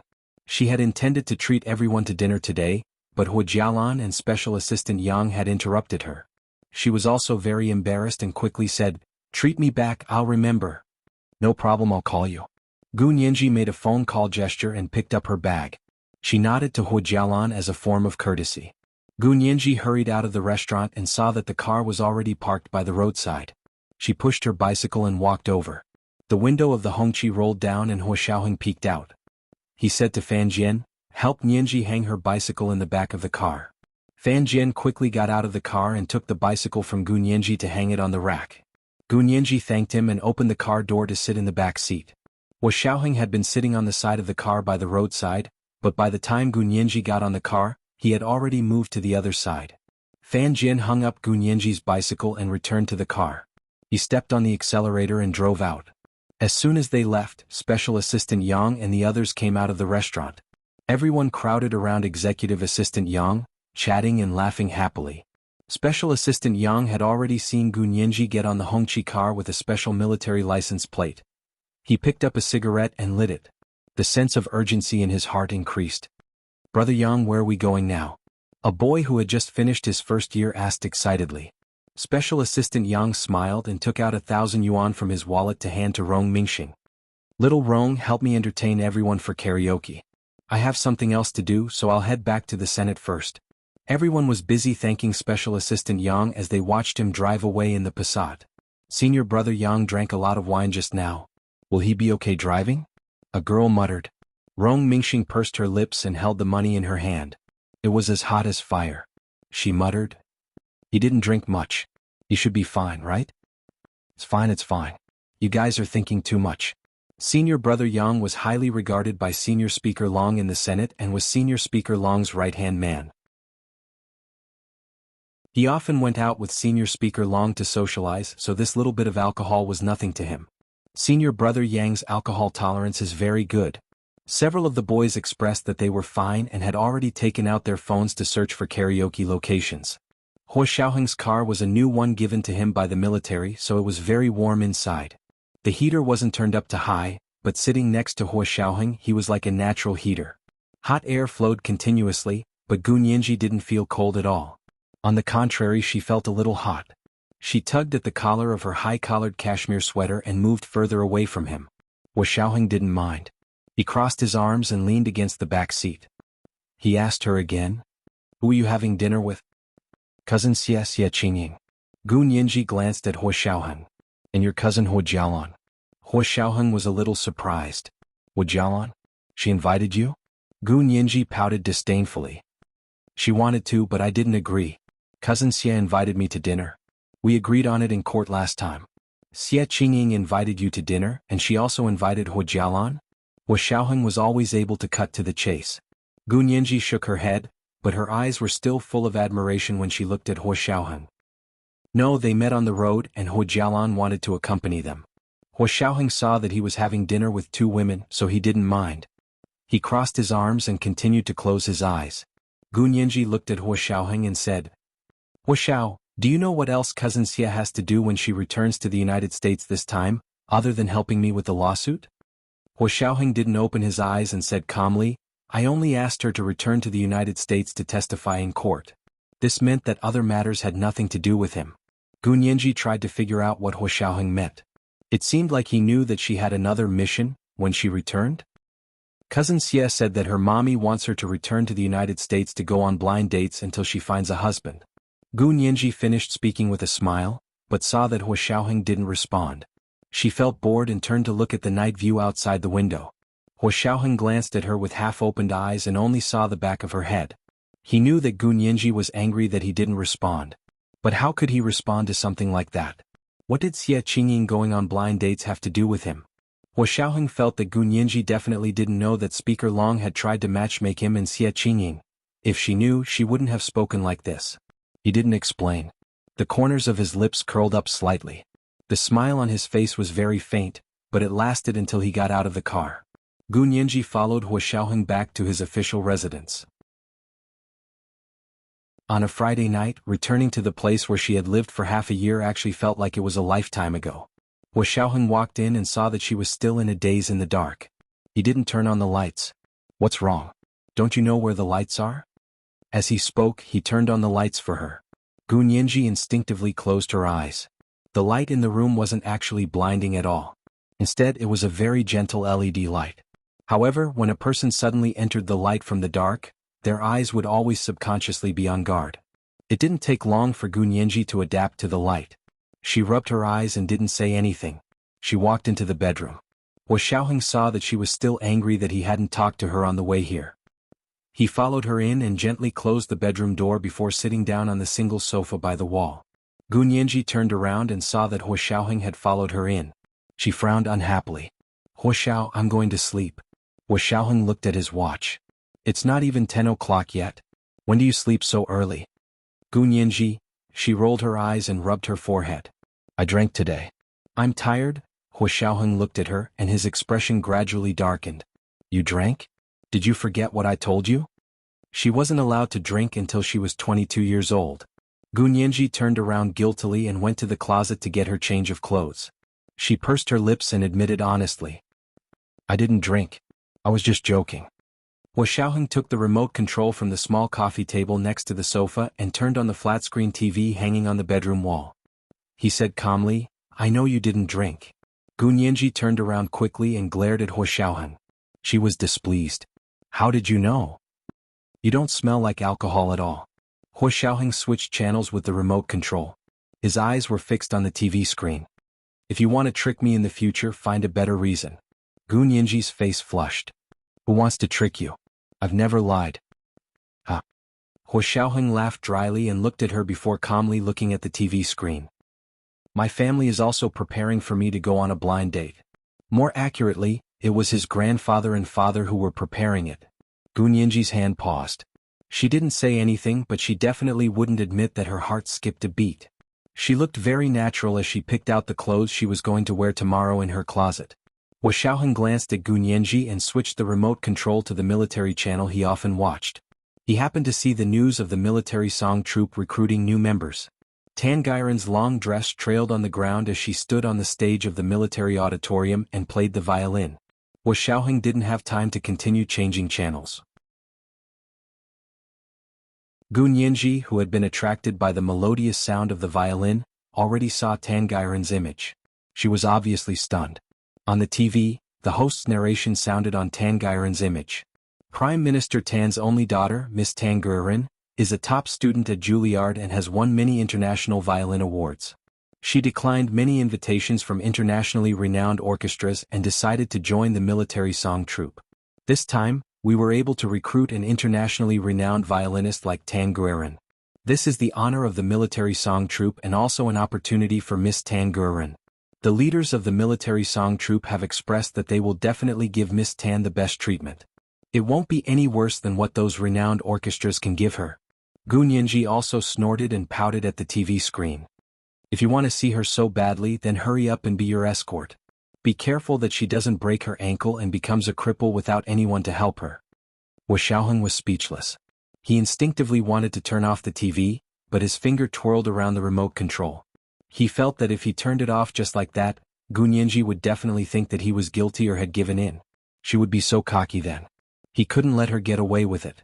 Gunyanji quickly looked at Wu Xiaoheng and saw that he was still watching the TV without moving his eyes. She felt even more bored. What was she trying to do? Gunyanji stared at the TV for a while and discovered that Tan Gairen played the violin quite well. This girl was truly talented in this area. She couldn't help but say sincerely, "Uncle Hua, if you want to find an Aunt Hua in 3 years, why don't you find Miss Tan? After all, you'll help her even if she breaks her ankle." Wu Xiaoheng looked up and finally spoke. "How many times do you have to say this?" "For the rest of my life," Gunyanji blurted out. Wu Xiaoheng smiled slowly. The light reflected in his eyes like a sky full of twinkling stars. "Are you jealous? You're too shameless. Forget it, I'm just being a busybody. It's none of my business who you marry." Gunyanji hugged her clothes and turned to go to the bathroom. Wu Xiaoheng tossed the remote control away and strode forward to grab Gunyanji's arm. His voice was low and magnetic as he bent down to whisper in her ear. "Don't shower yet. Let's talk." It was the second night watch. There were 2 more today. Reminder for everyone's recommendation votes and monthly votes. Moi.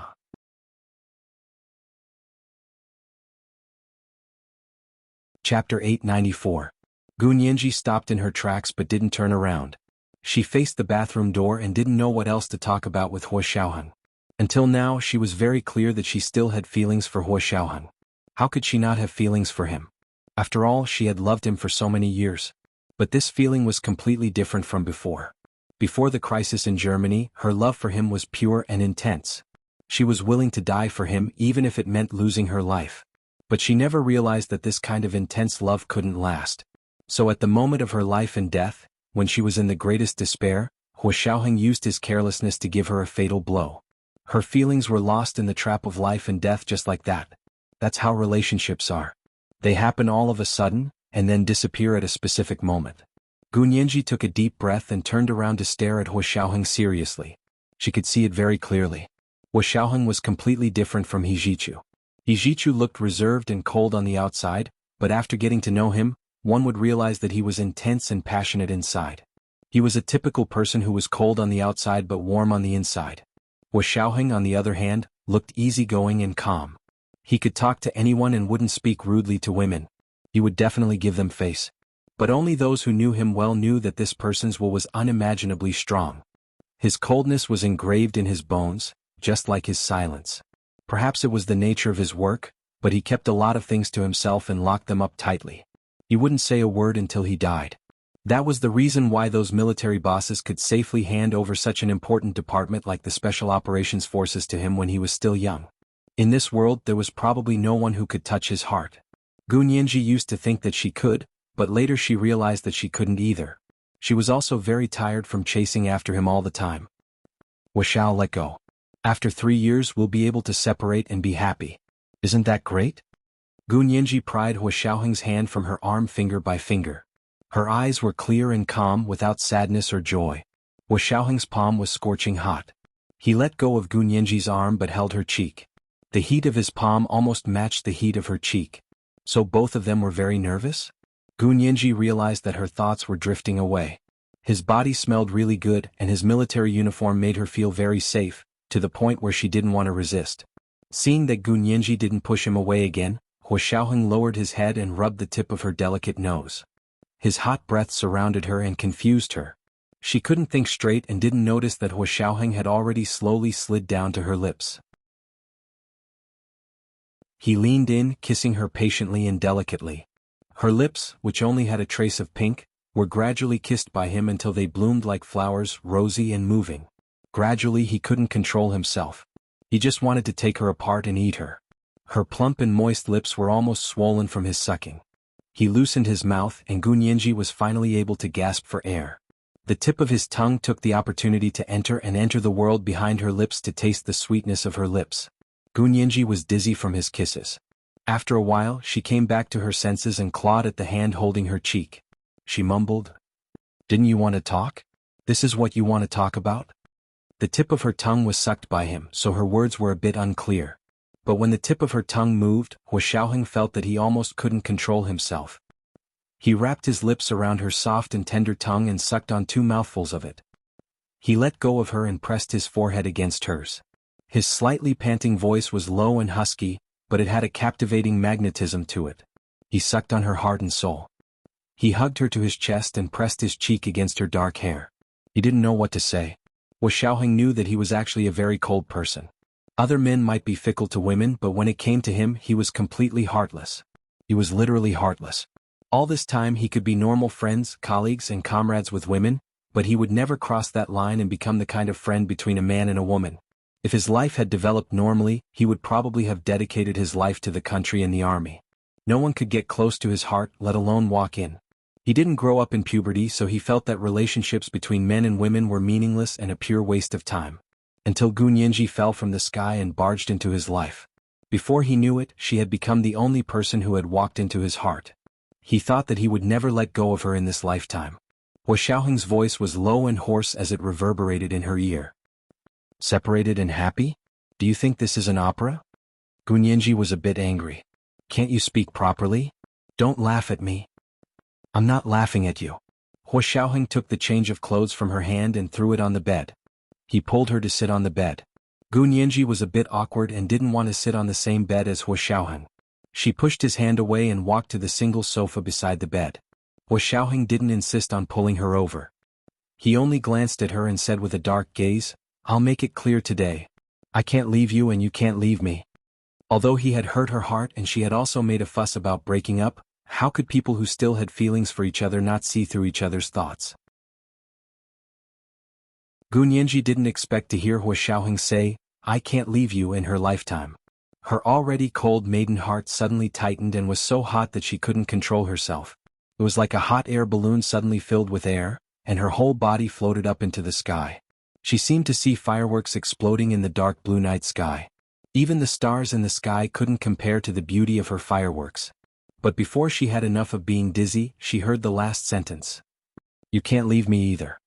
She immediately returned to the ground from the clouds and almost couldn't help rolling her eyes. Haha. Gu Nianji looked at Hua Xiaoheng but smiled without saying anything. Hua Xiaoheng didn't go overboard. It was meaningless to talk too much about feelings. He still preferred to practice what he preached. Hua Xiaoheng stood up and walked in front of Gu Nianji. He bent down and put his hands on the armrest of the single-seater sofa. His tall figure instantly enveloped Gu Nianji in his shadow. "What are you laughing at? You don't believe me?" Hua Xiaoheng inserted his hands into the sofa base and supported Gu Nianji's breasts. He pried open her legs and immediately dug her out of the soft sofa. Gu Nianji was lifted into the air by him.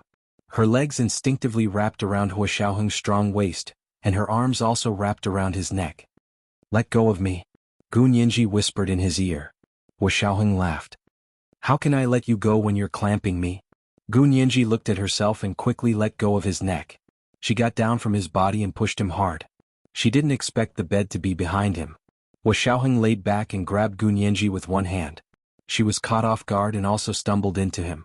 The large bed seemed to not have borne such weight in a long time. It undulated a few times. Hua Xiaoheng looked at her with a smile and said slowly, "You're so passionate. Should I let you on top tonight?" Gun Yanji was so angry that she couldn't speak, but his palm seemed to have some sort of magical power as it covered her chest and slowly and forcefully rubbed against it. The waves of tremors made her entire body go limp. She couldn't even breathe, let alone push him away. Immediately after, his warm lips pressed against hers. Just like last time, the kiss was gentle and considerate. It made her feel cherished and held in the palm of his hand. She had the illusion that she would never be abandoned. Her pushing hands gradually loosened and became tightly gripping his collar. He knew that she liked to be treated gently. This time Hua Xiaoheng used all his patience. At the critical moment, Hua Xiaoheng stopped.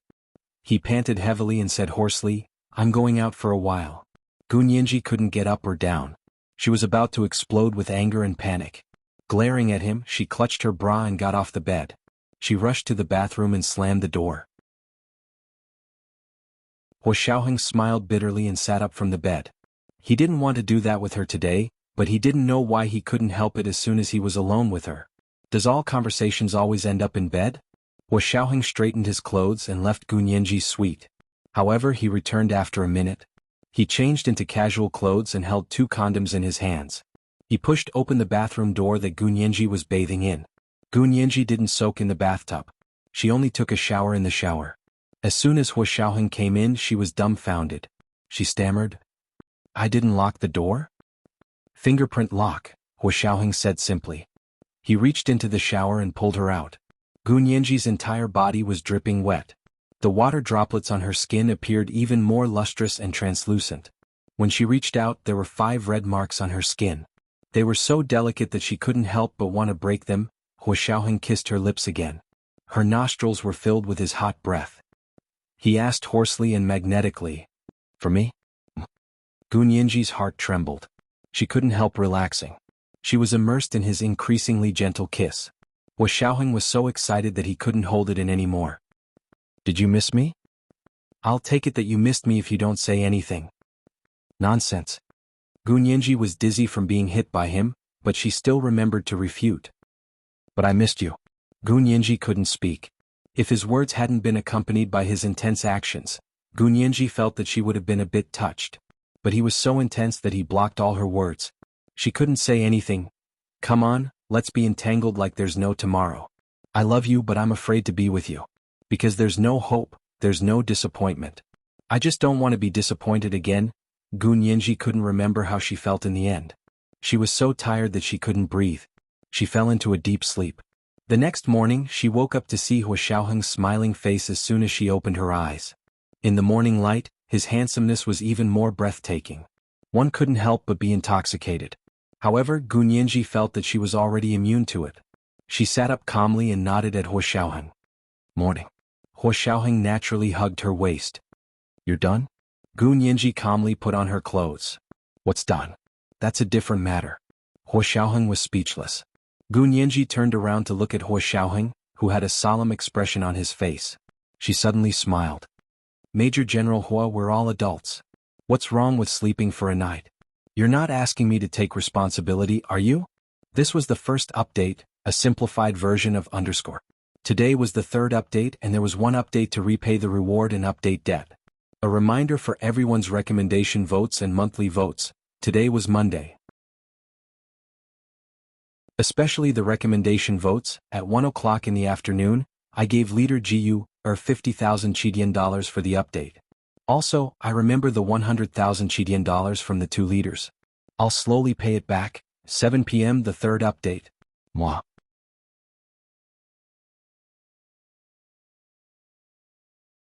Chapter 895. Hua Xiaoheng's expression was solemn as usual and didn't seem to change, but Gun Yanji still saw a trace of shock in his eyes, but it was only for a moment. But Gun Yanji had already expressed her satisfaction. Hua Xiaoheng calmly glanced at Gun Yanji's smug expression and quietly leaned back against the headboard. He extended his long arms and pulled Gun Yanji back to lean against his chest. His hands unceremoniously reached into the clothes she had just put on and said with a straight face, "Is that so? Okay, let's continue tonight." Gu Nianji froze, then blushed and frantically pulled Hua Xiaoheng's hands out of her clothes. She was very displeased. Wasn't last night enough? You still need it every day. Not only did she use up the 2 condoms yesterday, but she also did it outside her body twice. In the end she was so tired that she fainted. Who knew if there was more?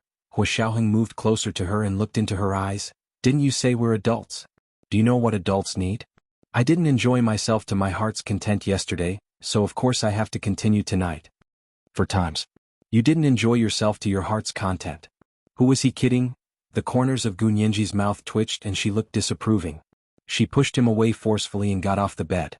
She bent down to find a pair of slippers to put on and said calmly, "Then I'm sorry. You solve it yourself." She turned to leave but Hua Xiaoheng grabbed her arm. "Adult, did I satisfy your needs last night?" Hua Xiaoheng's voice was very low. It wasn't usually suitable to ask such a frivolous question, but when a serious person suddenly became frivolous, the lethality was multiplied. The person being asked didn't even realize it was a frivolous question. Gu Nianji turned to smile at him. "Of course I still admire Major General Hua's abilities. I'm very satisfied." "That's good." Hua Xiaoheng also got off the bed. He only wore a pair of boxer briefs, his long legs and V-line dazzling Gu Nianji's eyes. Gu Nianji blushed and looked away. "Since I satisfied you, you have to satisfy me. So let's continue tonight." Hua Xiaoheng patted her cheek and smiled meaningfully. "Nianji, welcome to the world of adults." Gu Nianji froze on the edge of the bed as she watched Hua Xiaoheng's tall figure disappear through the bathroom door. She suddenly jumped up and scrambled to pack her things. She changed into the new clothes she had found yesterday and fled from Hua Xiaoheng's official residence. Carrying her small bag, she slipped to the entrance of Hua Xiaoheng's official residence and took out her phone to call Qin Lai. "Brother Qin? I'm Nianji. Are you up?" On Saturday mornings, if there was nothing special, Qin Lai would usually sleep a little longer. Qin Lai had just finished breakfast when Gu Nianji called. He looked at his watch and said to Gu Nianji, "It's already 9 o'clock. I should be up by now no matter how lazy I am." "Tell me, what is it?" Gu Nianji stammered. "Can I come over to your place? I have something to show you." "Sure," Qin Lai replied readily. "What's there to be embarrassed about with your brother Qin? Come on over." He asked again, "Where are you? Do you want me to pick you up?" Gu Nianji remembered the way and walked over while talking on the phone. It was a Saturday morning at the headquarters of the Special Operations Forces, and the members still needed to do morning exercises. However, it was already 9 o'clock and morning exercises had long since ended. It was winter in the imperial capital and the weather was cold. Gu Nianji ran out in a hurry and didn't even put on a scarf. After walking for a while, she felt the cold wind blowing into her neck. However, she would rather freeze than go back to face Hua Xiaoheng's adult world. Hua Xiaoheng had already finished washing up and was sitting at the dining table eating breakfast. The orderly reported to him, "Hua Xiao, Miss Gu just went out. It looks like she's heading towards the medical building." Hua Xiaoheng nodded. "Is someone following her?" "Yes." Gu Nianji knew that every move an outsider made in the headquarters of the Special Operations Forces was being monitored. However, she couldn't care less. She had forced herself to be an adult in the morning, but Hua Xiaoheng had extinguished the little spark of adulthood. Before she could completely shake it up, Gu Nianji felt that she was really a coward. However, when she thought about last night, she still felt that it was okay to be a coward. Otherwise, if he did it again, her waist would be broken in half. She didn't know if it was because it had been a long time, but Hua Xiaoheng was really like a wolf last night and wanted her desperately. Gu Nianji blushed just thinking about it. When she arrived at Qin Lai's office, he had just put down the phone. He waved at Gu Nianji, who was standing at the door. "Come in." Gu Nianji walked in with a smile and looked around. "Brother Qin, you're alone? Where's your nurse? I heard you became a PhD supervisor and have started mentoring PhD students?" Qin Lai smiled happily. "It's Saturday today, so they're on break. I'm on duty." Gu Nianji chatted with him for a while, then took out Gu Tian's medical records that Xie Dezhao had given her from her little bag and handed it over. "Brother Qin, I've been wanting to look for you for a long time. Did Hua Xiao tell you?" Qin Lai took the medical records and looked at them. "Oh, you want to ask about the Gu's daughter's genetic disease, right?" Gu Nianji nodded. "You're an expert. Can you help me see what kind of disease it is? Also, help me check to see if I have." She stopped talking. She didn't want to continue. The disease was like a shadow that shrouded her heart. Qin Lai was very fast. He looked at the medical records as he explained to Gu Nianji. From these medical records, Gu Tian's disease should be a genetic disease caused by a congenital gene deficiency. This missing gene should be on the male X chromosome and only passed down through the father to the daughter. For males it's dominant, but for females it's recessive. Qin Lai paused before continuing, but the Gu situation is very strange. From Gu Tian's medical records, it seems that the male gene is recessive, while the female gene is dominant. Therefore the Gu's genetic disease was the opposite of what everyone knew. In males, it was recessive, but in females, there was a certain probability that it would become dominant. Do you know what gene is missing? Gunyinji asked curiously. It's hard to say. Qin Lai shook his head.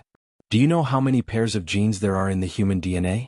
This genetic disease with a gene deficiency may be different for every case. In Gu Tian's case, it's possible that the gene is missing is related to immune cells. I'll have to look into the details.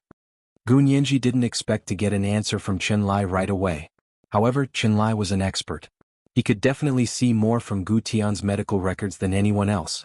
Then I'll have to trouble Brother Qin, Gunyinji said politely, then asked Qin Lai to examine her. Qin Lai's expression was a bit strange. He had just gotten off the phone with Hua Xiaoheng. Hua Xiaoheng had told him that Gunyinji had to come to him every week for a physical examination to test for the Gu's daughter's genetic disease.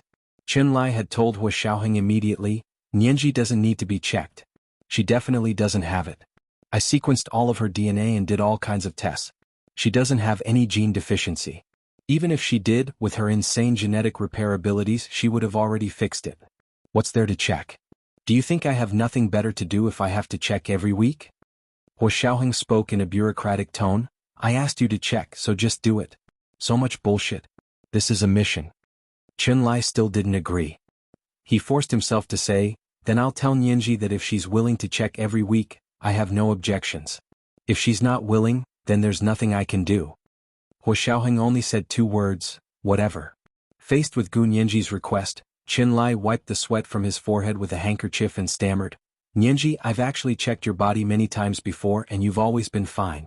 I really don't think you have this genetic deficiency. But Gu Tian also looked fine before, but as soon as she gave birth, something happened. Gu Nianji's eyes darted around.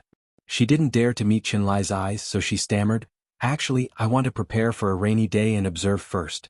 If there's a change, we'll be able to grasp it as soon as possible. Oh. Qin Lai nodded meaningfully, so you want to prepare for a rainy day? Understood. Alright, you do the check. Gu Nianji was happy and followed Qin Lai to his infirmary for the test.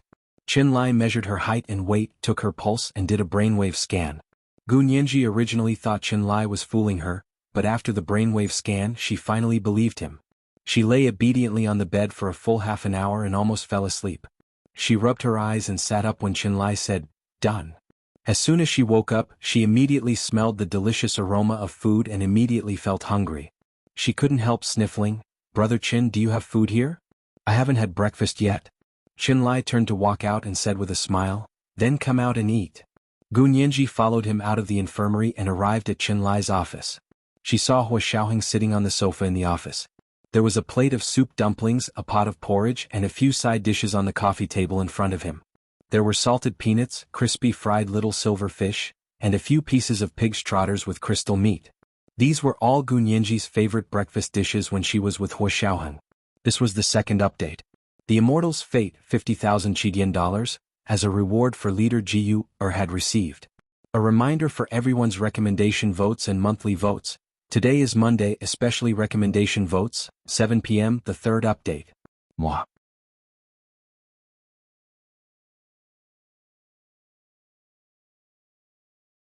Chapter 896. Gu Nianji stopped at the door and looked at Hua Xiaoheng with sparkling eyes. Hua Xiaoheng raised his chin at the breakfast on the coffee table. Nianji left without having breakfast this morning. I brought this for her.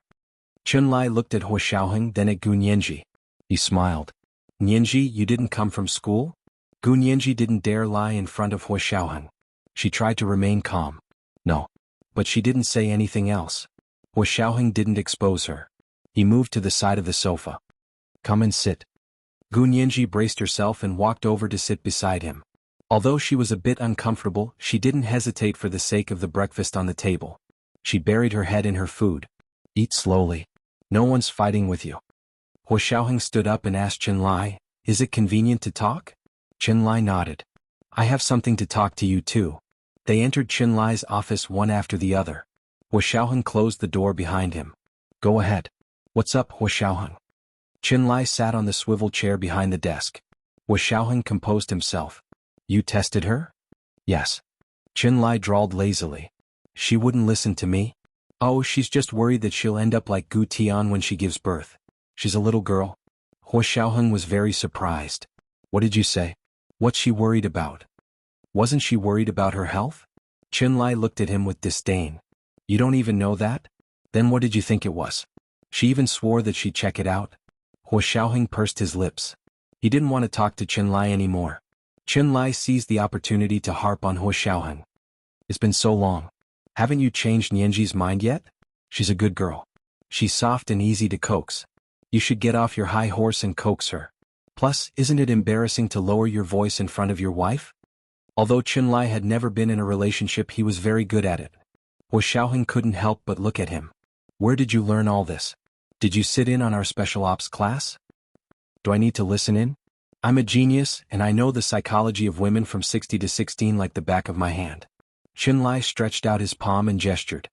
He said in high spirits, "I'm all ready. I'm just missing a girlfriend to put my theory into practice." Hua Xiaoheng shook his head speechlessly. He knew Qinlai wasn't reliable in this regard. "All right, I'll be serious with you. Gu Yanran's mother, Gu Jing, was the granddaughter of Kasahara Shiro, the famous military doctor in Japan." Hua Xiaoheng's expression was very serious. The Gu family's matter has escalated from an economic case to an international political struggle and war crimes. When Qinlai heard that it was the famous Shiro Kasahara, he fell silent for a moment. "Are you serious? Gu Yanran's maternal great-grandfather was Shiro Kasahara? Gu Yanran is Japanese?" Qinlai's round eyes widened even more. He hadn't seen the video of Gu Nianji's trial, and Gu Nianji had used privacy as an excuse to request a closed trial, so the media couldn't get any information. Also, Qinlai had been busy with a surgery at the Military General Hospital for the past few days, so he hadn't had time to ask around. Therefore, he didn't know the inside story of this lawsuit. Hua Xiaoheng nodded again. "Our field personnel have already confirmed it." Qinlai's expression darkened. It was rare for him to be so serious. He lowered his voice and said, "So you're saying that it has something to do with Japan's infamous bioweapons?" "From the looks of it, there isn't enough direct evidence yet." Hua Xiaoheng's attitude was calm. "But the chain of evidence basically points in that direction." "Those animals?" Qinlai slammed the table. "And those shameless scientists in the United States. Just for some experimental data, they didn't even pursue such a crazy war criminal." "Of course. The leader of the Japanese bioweapons used all their experimental data to exchange for the United States not to prosecute them for war crimes." Hua Xiaoheng's voice turned cold. That data had been obtained by torturing and killing Wuxia Empire citizens. In front of those evil animals, the citizens of the Wuxia Empire weren't people, but pieces of wood and bricks. They weren't even comparable to animals or plants. They didn't have human senses and consciousness, and were just meat on their chopping board. They could torture them however they wanted, and their war crimes were even more serious than those of the generals who started the war of aggression. But such a serious war crime was so easily erased. These people all died of old age. Some of them are even teaching at universities." Qinlai laughed mockingly. "I wonder if those students know what methods their knowledgeable professor used to obtain that knowledge." Hua Xiaoheng glanced at him and said coldly, "As long as I'm here, those who harmed our citizens can forget about dying of old age." "Brother, I'm impressed." Qinlai gave Hua Xiaoheng a thumbs up. "But this, why don't you let me study Gu Yanran? Is she valuable?" Hua Xiaoheng picked up the medical records Qinlai had placed on the desk and looked at them. "Will it help you understand Gu Tian's condition?" "Of course, it would be even better if we had the blood of her mother, Gu Jing." Qinlai rubbed the back of his head. "Did you find her?" "Shizuko Kasahara died many years ago." Hua Xiaoheng calmly flipped through Gu Tian's medical records. "Our field agents personally went to Chiba County in Japan to investigate." "Chiba County in Japan?" Qinlai chuckled. "Most of the backbone of the infamous biochemical unit in Japan came from Chiba County. Kasahara Shiro was only one of them." Hua Xiaoheng nodded. "I know. Moreover, the ordinary people of Chinya County know this very well." He remembered the old woman the field agents had met. She had bowed to them and apologized. I'm really sorry. It's unforgivable to do something like that to your country. That old woman too, right? That's why she apologized to them, right? From a certain perspective, Chiba County was the base of the biochemical unit. But you can't let you study Guyenran just yet. Huo Xiaoheng shook his head. I still feel like she didn't explain things clearly. Also, the person behind her probably doesn't want her to live. It won't be too late to let you study her after we find the person behind her. Fine. Qinlai pouted. Then you have to remember what you promised me. Huo Xiaoheng stood up. When have I ever gone back on my word? When he walked out of Qinlai's office, he saw that Gu Nianji had finished her breakfast. The plates were placed neatly on the coffee table. Huo Xiaoheng called the orderly to clean up and left. He looked at Gu Nianji with a smile. An adult, come back with me. Gu Nianji glared at Huo Xiaoheng. Huo Xiao, that's not very kind of you. How long was he going to play the adult joke for? Fine. Nianji, come back with me. Huo Xiaoheng accepted her advice and stopped teasing her. Gu Nianji, on the other hand, felt uneasy. Her eyes drifted to the door as she muttered, I have to go back to school. I still have a thesis to finish. Huo Xiaoheng smiled and didn't make things difficult for her. Let's go. I'll send you back. Really? Gu Nianji was suspicious. You'll be so kind. To let me go? Huo Xiaoheng bent down and stopped less than 5 centimeters away from her. His gaze was deep. Don't tell me you don't want me to let you go? It was the third watch. A reminder about the recommendation votes and monthly votes. Today was Monday, especially the recommendation votes, moi.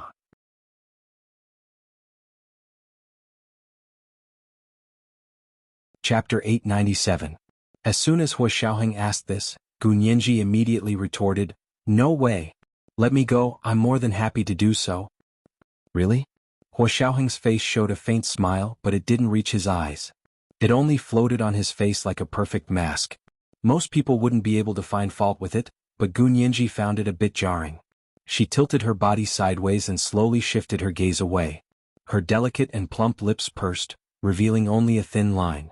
It was a stubborn expression, but when she pursed her lips tightly, 2 shallow dimples appeared on the corners of her lips. It was very amusing and people couldn't help but want to kiss those dimples. Huo Xiaoheng's eyes gradually darkened. He slowly leaned over with great pressure, like a black panther staring at its prey, determined and calm. Gu Nianji's heart pounded, but she still forced herself to stand. She refused to show weakness and she wouldn't dodge. She could feel Huo Xiaoheng's aura invading her.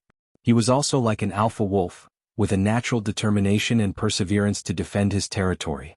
Gu Nianji pursed her lips even more, appearing even more stubborn. But Huo Xiaoheng only quickly kissed the little dimple on Gu Nianji's lips. Like a white steed flying across a crevice, or a dragonfly skimming the surface of the water, he left a shallow mark on her dimple. Before Gu Nianji could react, Huo Xiaoheng had already pulled away. His lips were soft and warm, the complete opposite of his cold and hard personality. Gu Nianji felt like she was electrocuted where he kissed her lips. A ripple of numbness quickly spread through her heart and wouldn't stop for a long time. She reflexively covered her face, but when she looked up, she only saw Huo Xiaoheng's tall figure striding out the door. Wasn't this person moving too fast? Was he running away after flirting? Gu Nianji stood up and glared at the door of Qinlai's office, wanting to stop Huo Xiaoheng. Qinlai staggered out of the office and saw Gu Nianji staring at the door. He tilted his head to look. What's wrong? Where's Huo Xiao? Gu Nianji was speechless. She took a deep breath and warned herself not to stoop to that person's level. She picked up her bag. Brother Qin, I'm leaving now. Can I come back next week? Qinlai chuckled and winked at her. Come if you want. There are no side effects to measuring your height and weight anyway, right? Gu Nianji, forget it, I won't lower myself to their level. Gu Nianji turned to leave. Coming out of the first floor of the medical building, Gu Nianji was surprised to see Huo Xiaoheng's car parked in the open space in front of the building. Huo Xiaoheng sat in the car with the window open. He rested one arm on the window and held a cigarette in his hand. White smoke curled up from the cigarette as if it had just been lit. Seeing that Gu Nianji had come out, Huo Xiaoheng raised his hand and threw the cigarette into the nearby trash can. He honked and looked at her. Get in. Gu Nianji, aren't you going back to school? Huo Xiaoheng looked at her from the car, his expression calm and composed. It was as if the man who had been flirting with her in Chenlai's office was a figment of her imagination and didn't exist at all. Gu Nianji walked over and stood in front of the window to smile at him. Of course, why wouldn't I?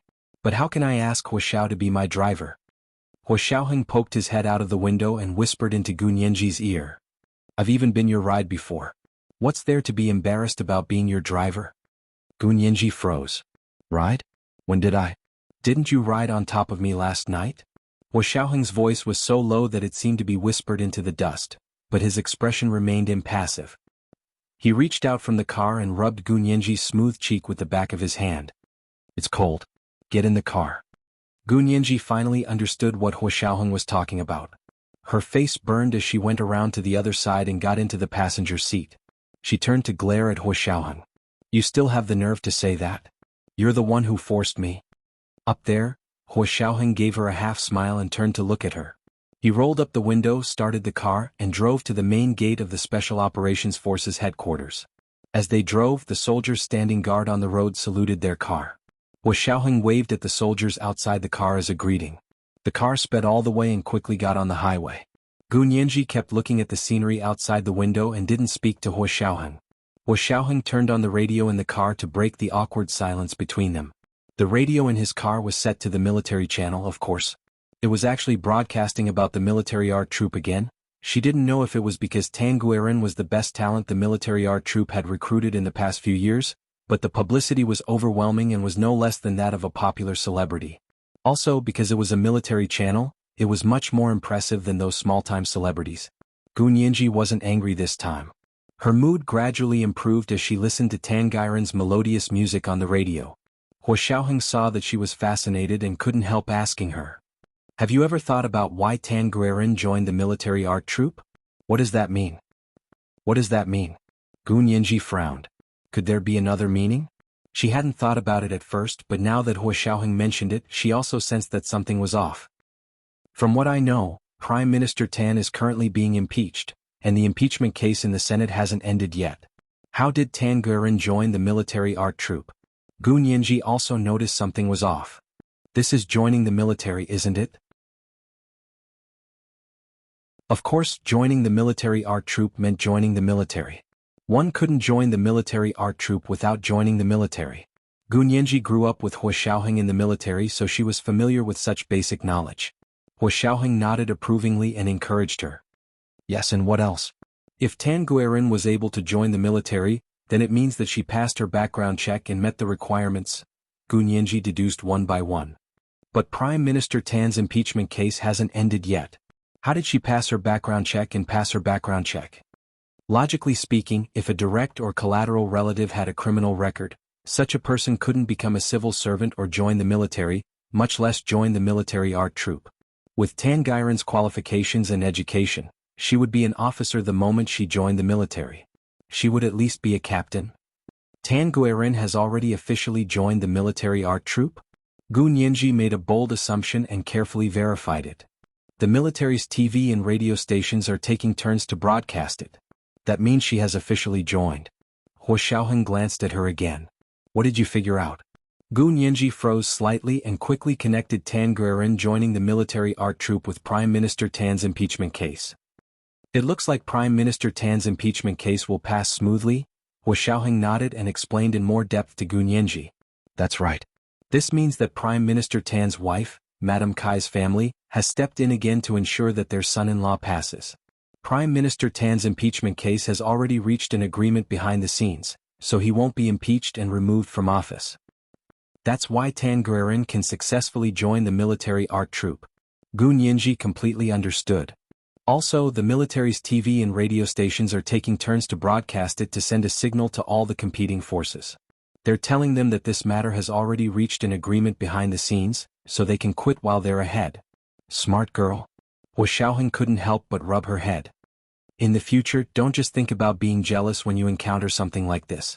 Think more about the meaning behind it. But Gu Nianji still didn't understand. She ignored the innuendo in Hua Xiaoheng's words and asked in confusion, are Kai Songyin's family that powerful? Also, Prime Minister Tan treated Kai Songyin like that. Instead of supporting their daughter, they continue to protect this son-in-law? About that, if you have the time, You can investigate Prime Minister Tan's wife, Madame Kai's family, and see why they want to protect Prime Minister Tan. Also, find out what power and status they have to be able to make all sides reach a compromise. Hua Xiaoheng glanced at Gu Nianji with a smile. He thought that way, Gu Nianji's attention wouldn't always be on Tan Guiren joining the military art troupe. To be honest, if Gu Nianji really had this thorn in her heart that couldn't be removed, Hua Xiaoheng would still have a headache. It would be best if she could think through the twists and turns and see further, so she wouldn't limit herself to relationships. When one reached Hua Xiaoheng's position, many things could affect the whole situation. Every time the opponent made a move, they would never have only one goal. Using the opponent's power to attack, knocking on the mountain to scare the tiger, luring the snake out of its hole, and attacking the besieged by besieging the besieged were all martial arts skills. She was his wife, so she wanted to be like him and look at the scenery from a high vantage point. Tan Guiren joining the military art troupe not only meant that Prime Minister Tan's impeachment case had passed smoothly, but it also meant that she wanted to test the military. Hua Xiaoheng didn't explain this to Gu Nianji in detail. It would be best if she could think of this herself. It was fine if she didn't. Gu Nianji wasn't from the military, so Hua Xiaoheng didn't want her to have too much contact with military matters for now. As expected, Gu Nianji was attracted by Hua Xiaoheng's words. She immediately took out her phone and began to search for any information she could find on Prime Minister Tan's wife, Kai Songyin's family. Most of the information she could find online was news reports. Occasionally she could see some sporadic discussions in a small number of forums. Most of the reports were very positive and had almost no dark history. This was too strange for Gu Nianji, who was used to watching fights on forums. Any internet celebrity would have a dark history all over the place. She asked Hua Xiaoheng on her phone. The Kais were indeed very powerful in the past, but after so many years, even their descendants are clean and innocent. That's really rare. Gu Nianji knew about the influential families such as the Bais, the Jis, the Longs, and the Huas. She could easily find some unflattering rumors circulating on the internet, but there was no negative news about the Kais at all. It didn't make sense. Hua Xiaoheng drove to Gu Nianji's dormitory and stopped. He turned to her and said, "Then you'll have to find the answer yourself. Know yourself and know your enemy and you'll always be victorious." Gu Nianji opened the car door disapprovingly. "What does the Kais have to do with me? I've given them face, but they want me to know myself and know my enemy? I'm just curious." This was the first watch. It was still the third watch, so the first watch would be the monthly votes. A reminder for everyone's recommendation votes and monthly votes. The monthly votes would be 3,000 plus updates at 1 p.m. The third watch at 7 p.m. P.S. Thank you to Momo Moshi and Bagel16 for tipping 10,000 Chidian coins yesterday. Mwah.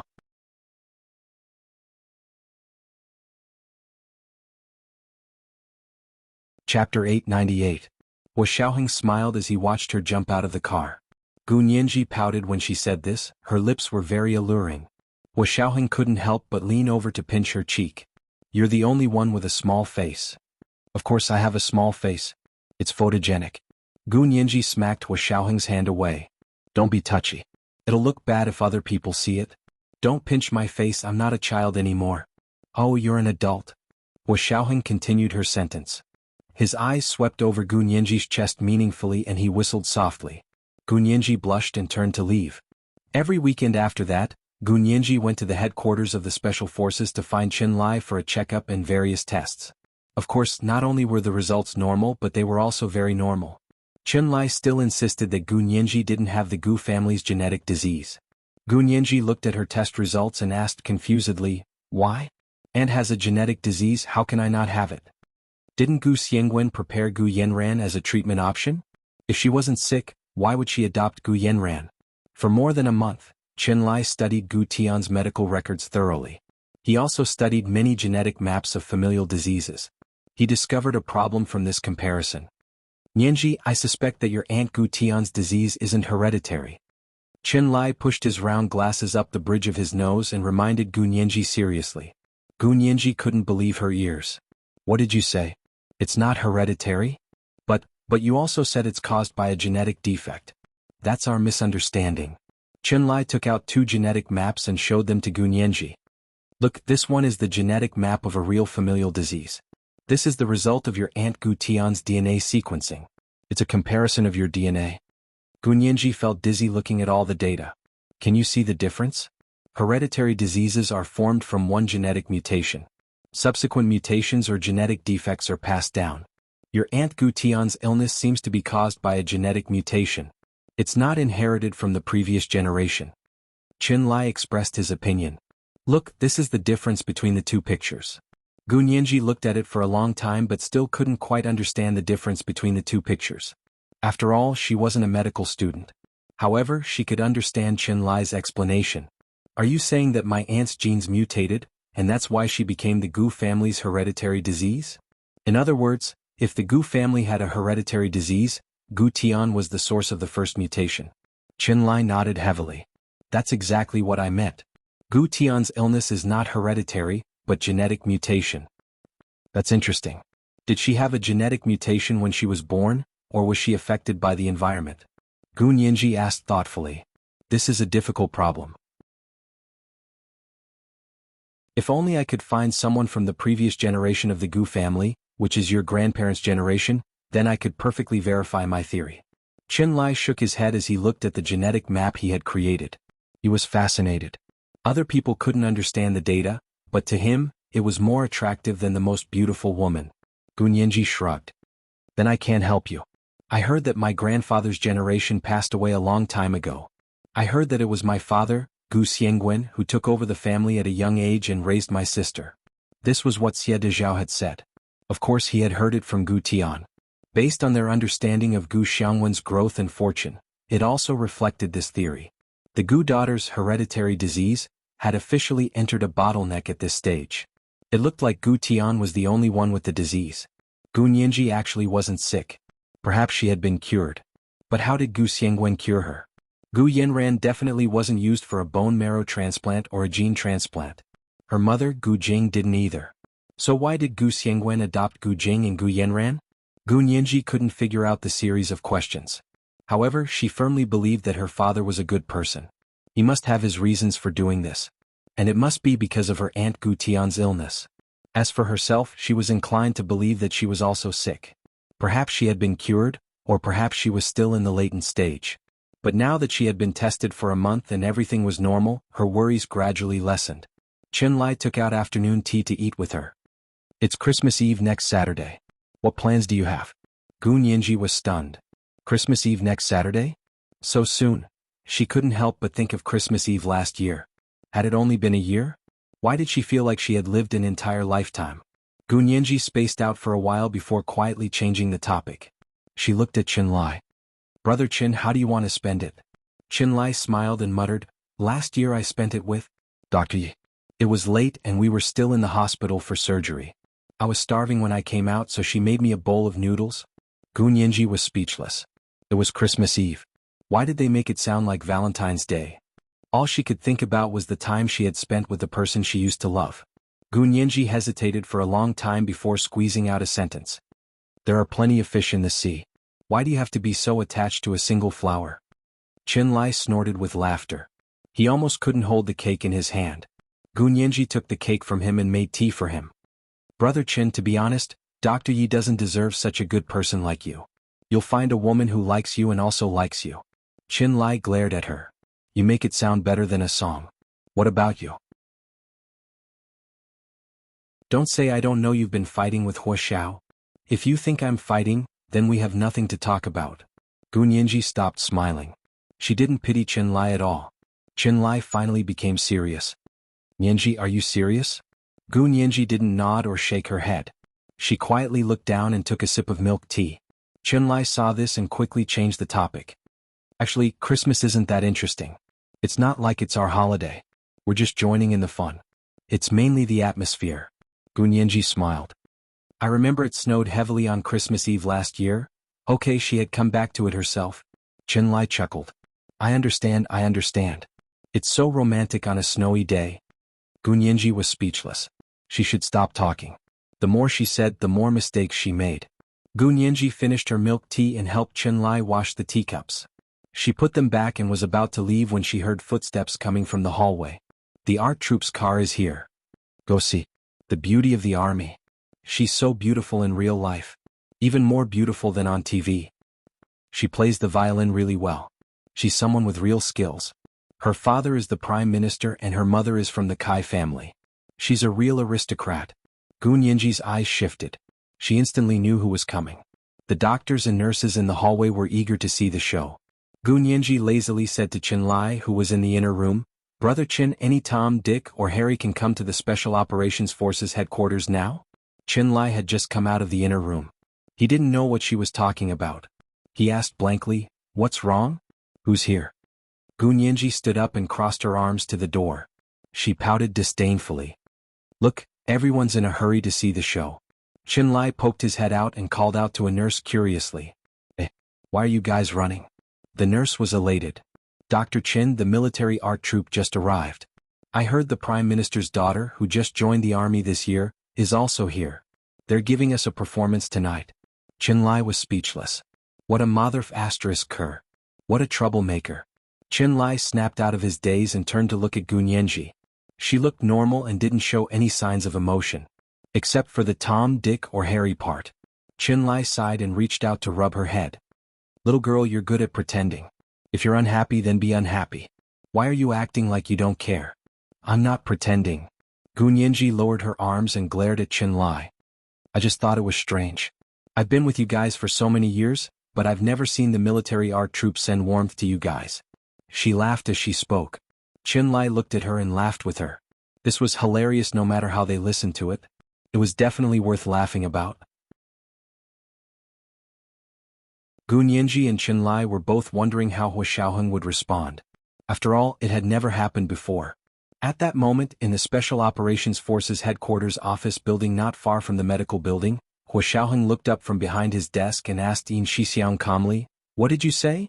"Say it again?" His tone was gentle and his voice was slow. He sounded very gentle. However, Yin Shixiang shuddered when he heard it. He even stuttered. "Hua Xiaohua, it's almost the end of the year. The military is conducting a surprise inspection, and they brought the military art troupe here to report on their performance. It was the second night watch and the monthly tickets had been delivered. It was still the third night watch. It was the third night watch."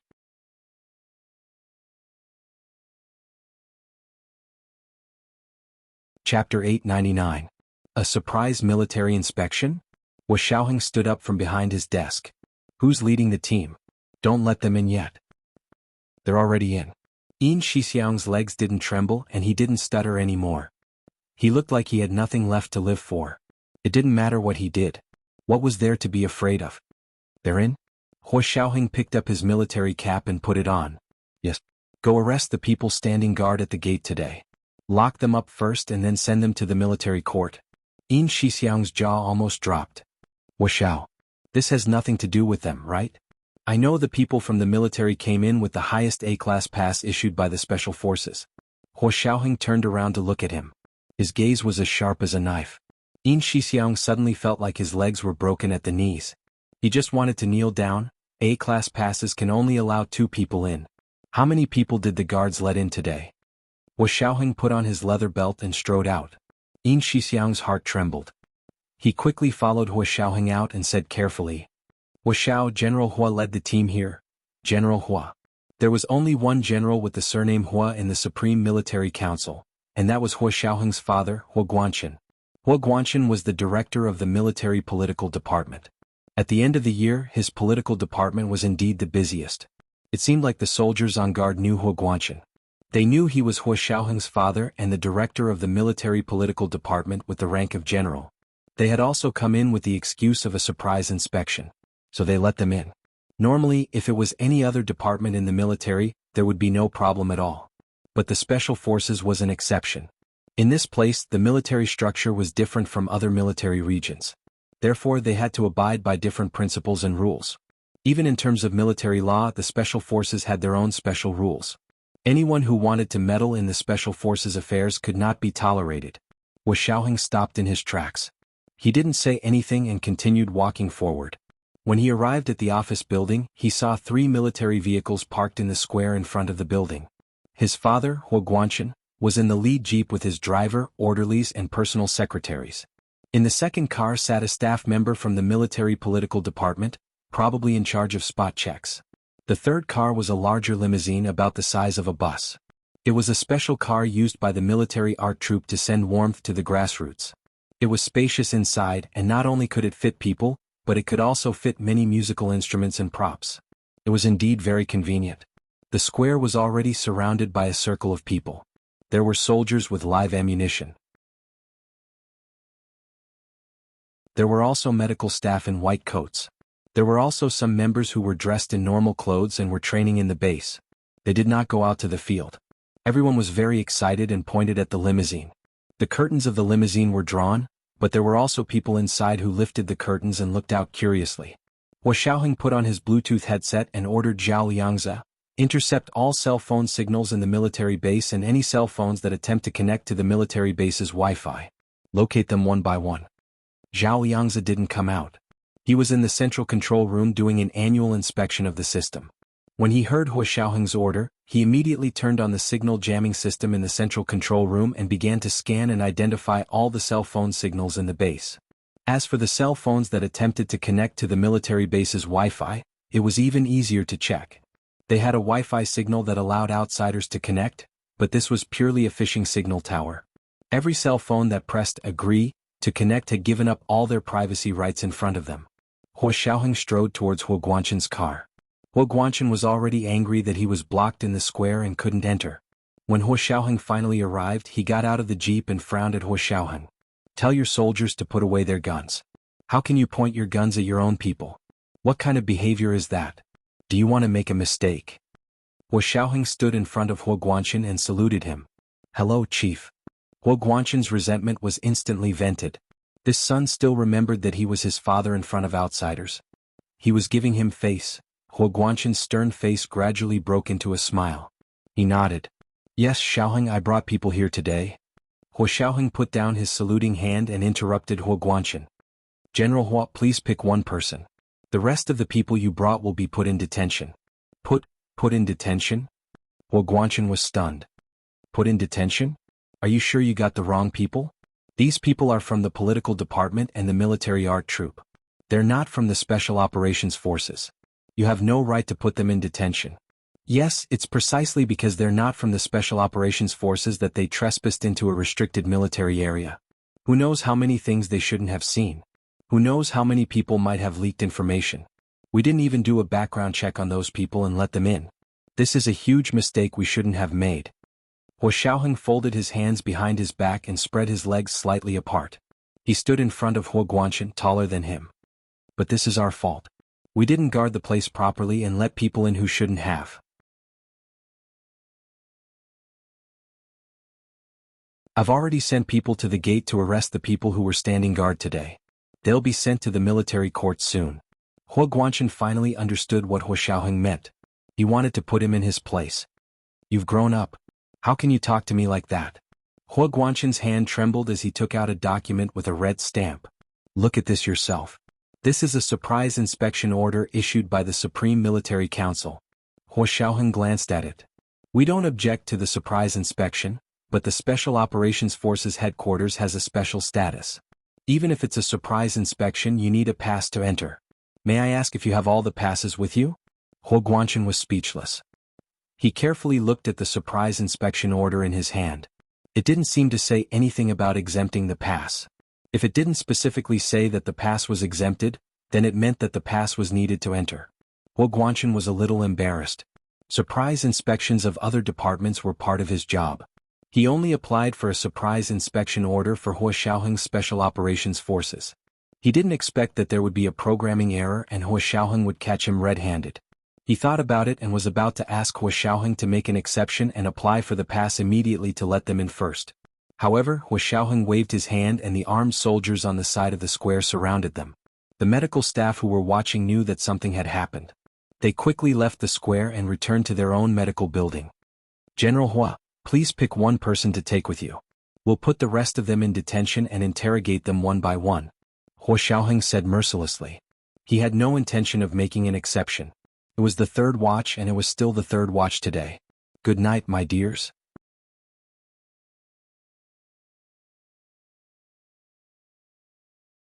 Chapter 900. Hua Guanchen's face darkened when he saw how stubborn Hua Xiaoheng was. Hua Guanchen stood in front of Hua Xiaoheng with his hands behind his back, and his aura grew. He had been the director of the political department for many years, and he was the highest-ranking political department in the military. Huo Guanchen was not someone who did nothing. He looked up at Huo Xiaoheng, who had a serious expression on his face, and said in a low voice, "You really want to do business with me, don't you? Okay, let's do business." Huo Guanchen looked through the inspection order again as he spoke. He had been intimidated by Huo Xiaoheng just now and almost thought that he had really made a mistake. Now that he looked at the special inspection order again, Huo Guanchen came back to his senses and shook the order in front of Huo Xiaoheng.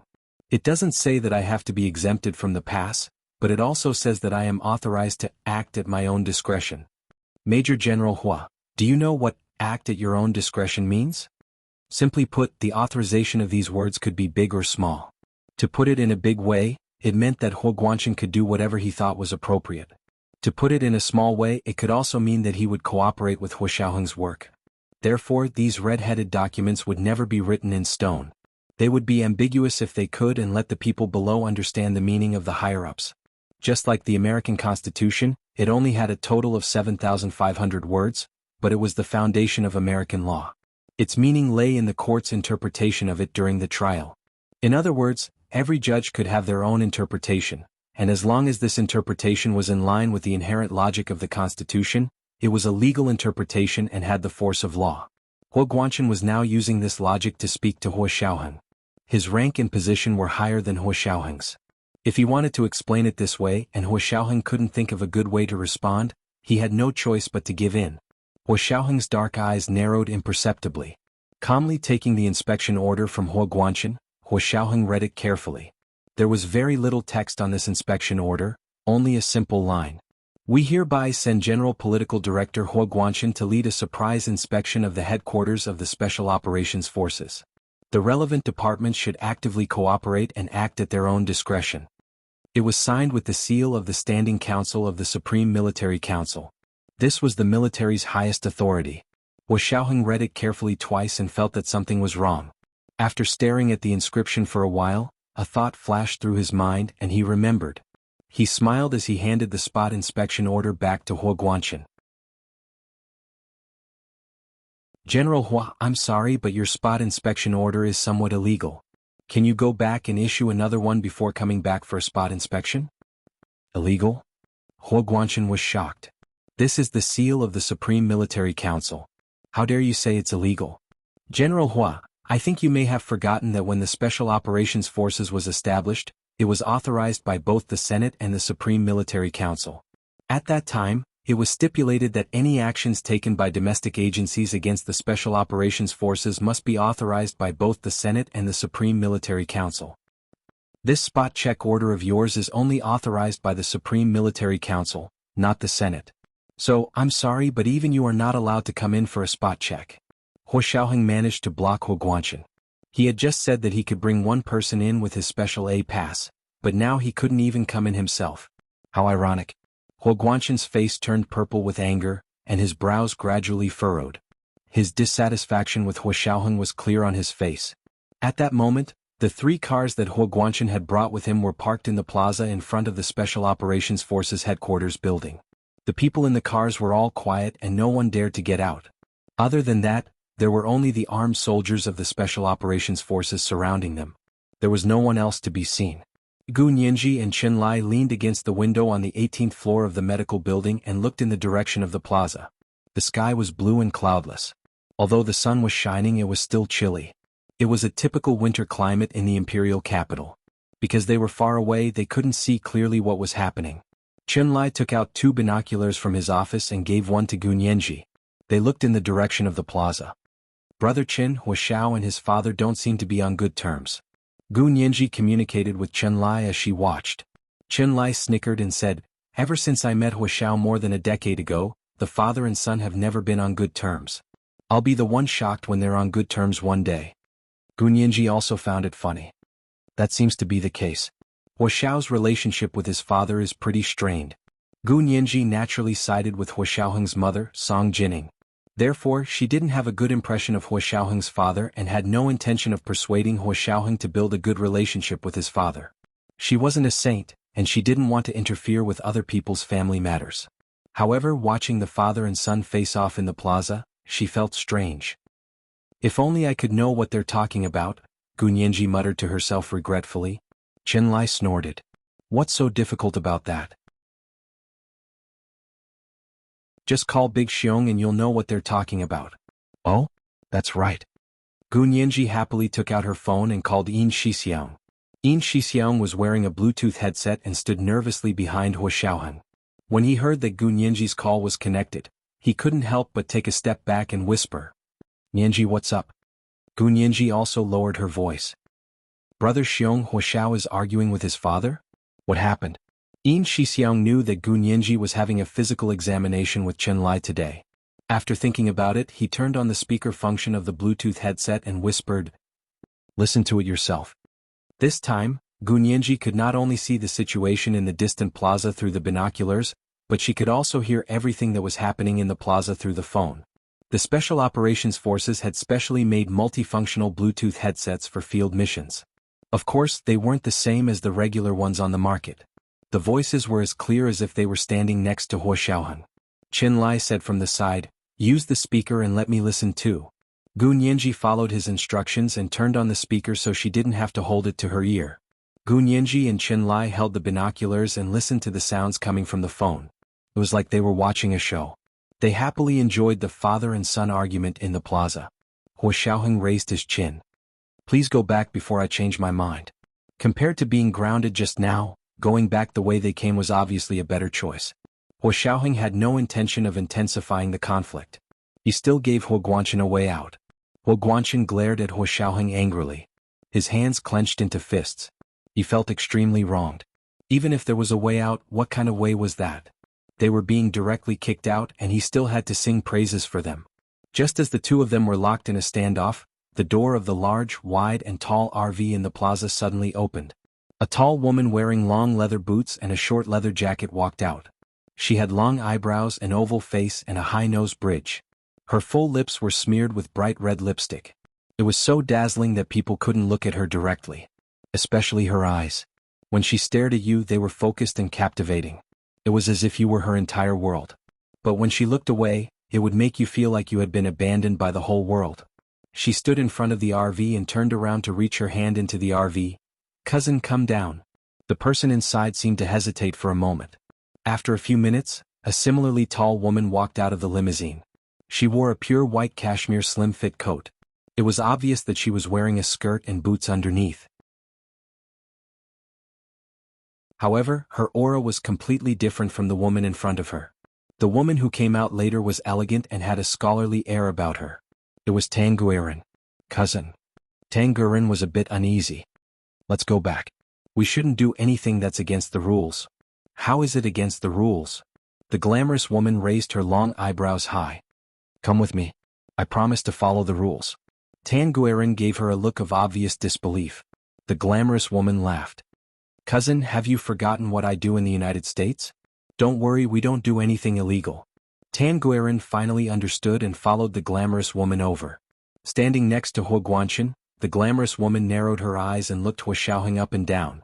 Although she had always had high standards and had seen many handsome men in her years abroad, she had to admit that a man as handsome as Huo Xiaoheng, who was so handsome he left people speechless, was extremely masculine and extremely manly. General Hua, what's the matter? Although she was attracted by Huo Xiaoheng's elegance, this woman was past the age where she would be smitten by a man's appearance. So she only glanced at Huo Xiaoheng before turning to Huo Guanchen. Huo Guanchen saw that she had come over and his attitude softened a bit. He said gently, Madam Kai, I've embarrassed myself. As he spoke, he turned to Huo Xiaoheng and introduced, This is Madam Kai Xingnan who just returned to the country not long ago. She is currently the head lawyer for Prime Minister Tan and his wife's legal team. She is also his personal assistant and has a very close relationship with the Senate. The last sentence was actually a deliberate reminder to Huo Xiaoheng. Huo Xiaoheng's heart skipped a beat. Madam Kai Xingnan's information had just been placed on his desk not long ago. It could be said that Madam Kai Xingnan, who had just returned from the United States, had been able to successfully pass Prime Minister Tan's impeachment. Kai Xingnan was also 29 years old this year and was half a year younger than Huo Xiaoheng. She had always been a lawyer in the United States and was a partner of the second largest law firm in the United States. She was still very famous in the American legal community, but not many ordinary people knew about her. However, almost everyone in the United States knew about her father, Kai Sumin. More than a decade ago, there was a president in the United States who was impeached by Congress because he had an affair with his female intern. He was almost forced to step down. Madam Kai Xingnan's father, Kai Sumin, was the head lawyer for that president's personal legal team at the time. He was the one who had helped that president overcome a difficult situation and settled the United States House of Representatives and Senate, which prevented the president from being impeached and removed from office. More than a decade ago, Kai Xingnan, who had just entered university, had followed her father through the entire impeachment case. She had been influenced by how it was handled and learned many things. She had also been able to draw inferences about other cases from one case and had helped the legal team come up with many ideas. At the time, the impeachment case had been successfully passed.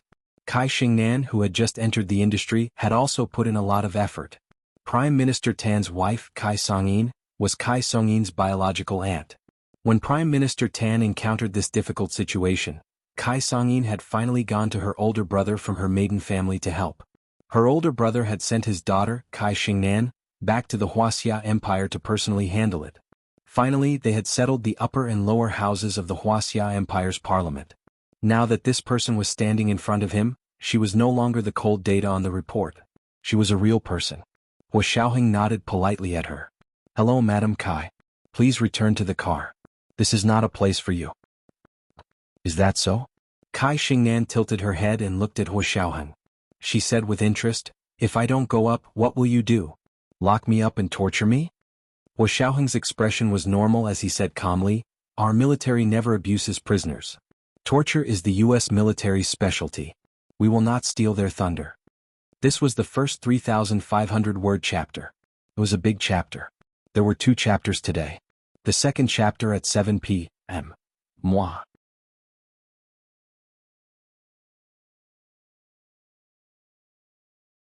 Chapter 901. Kai Xingnan folded her hands behind her back and smiled with interest. Major General Hua truly lives up to his reputation. I'm impressed. Hua Xiaoheng remained calm and glanced at the guards. A few guards immediately walked over and pointed their guns at Kai Xingnan. They said in a fierce voice, "Get in the car." Kai Xingnan's expression didn't change despite being surrounded by guns. She smiled at Hua Xiaoheng and said, "Major General Hua, don't be so impatient. Since we can come, we naturally completed the procedures. Can you get your people to put away their guns?" Hua Xiaoheng admired Madame Kai's courage for being able to remain calm with so many people pointing guns at her head. However, he didn't intend to waste his breath on her.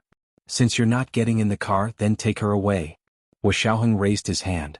The 2 soldiers immediately twisted Kai Xingnan's hands, one on the left and one on the right, and were about to take her to the detention room. Kai Xingnan finally realized that Hua Xiaoheng was serious and meant what he said.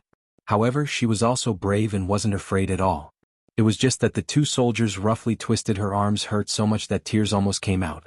She held back her tears and embarrassed herself on the spot. Tan Guiran had been standing on the side in fear. Seeing her majestic cousin being arrested by Hua Xiaoheng because of a disagreement, she quickly stepped forward and said, "We'll leave now." "Leave now. Major General Hua, please spare my cousin this time. She just came back from abroad and doesn't understand." Hua Xiaoheng ignored Tan Guiran's pleas and turned to leave. Kai Xingnan smiled and raised her voice behind Hua Xiaoheng. "Major General Hua, if you leave now, I promise I'll take you to the military court. Even if you're fine in the end, your official career will be over." What kind of person was Hua Xiaoheng?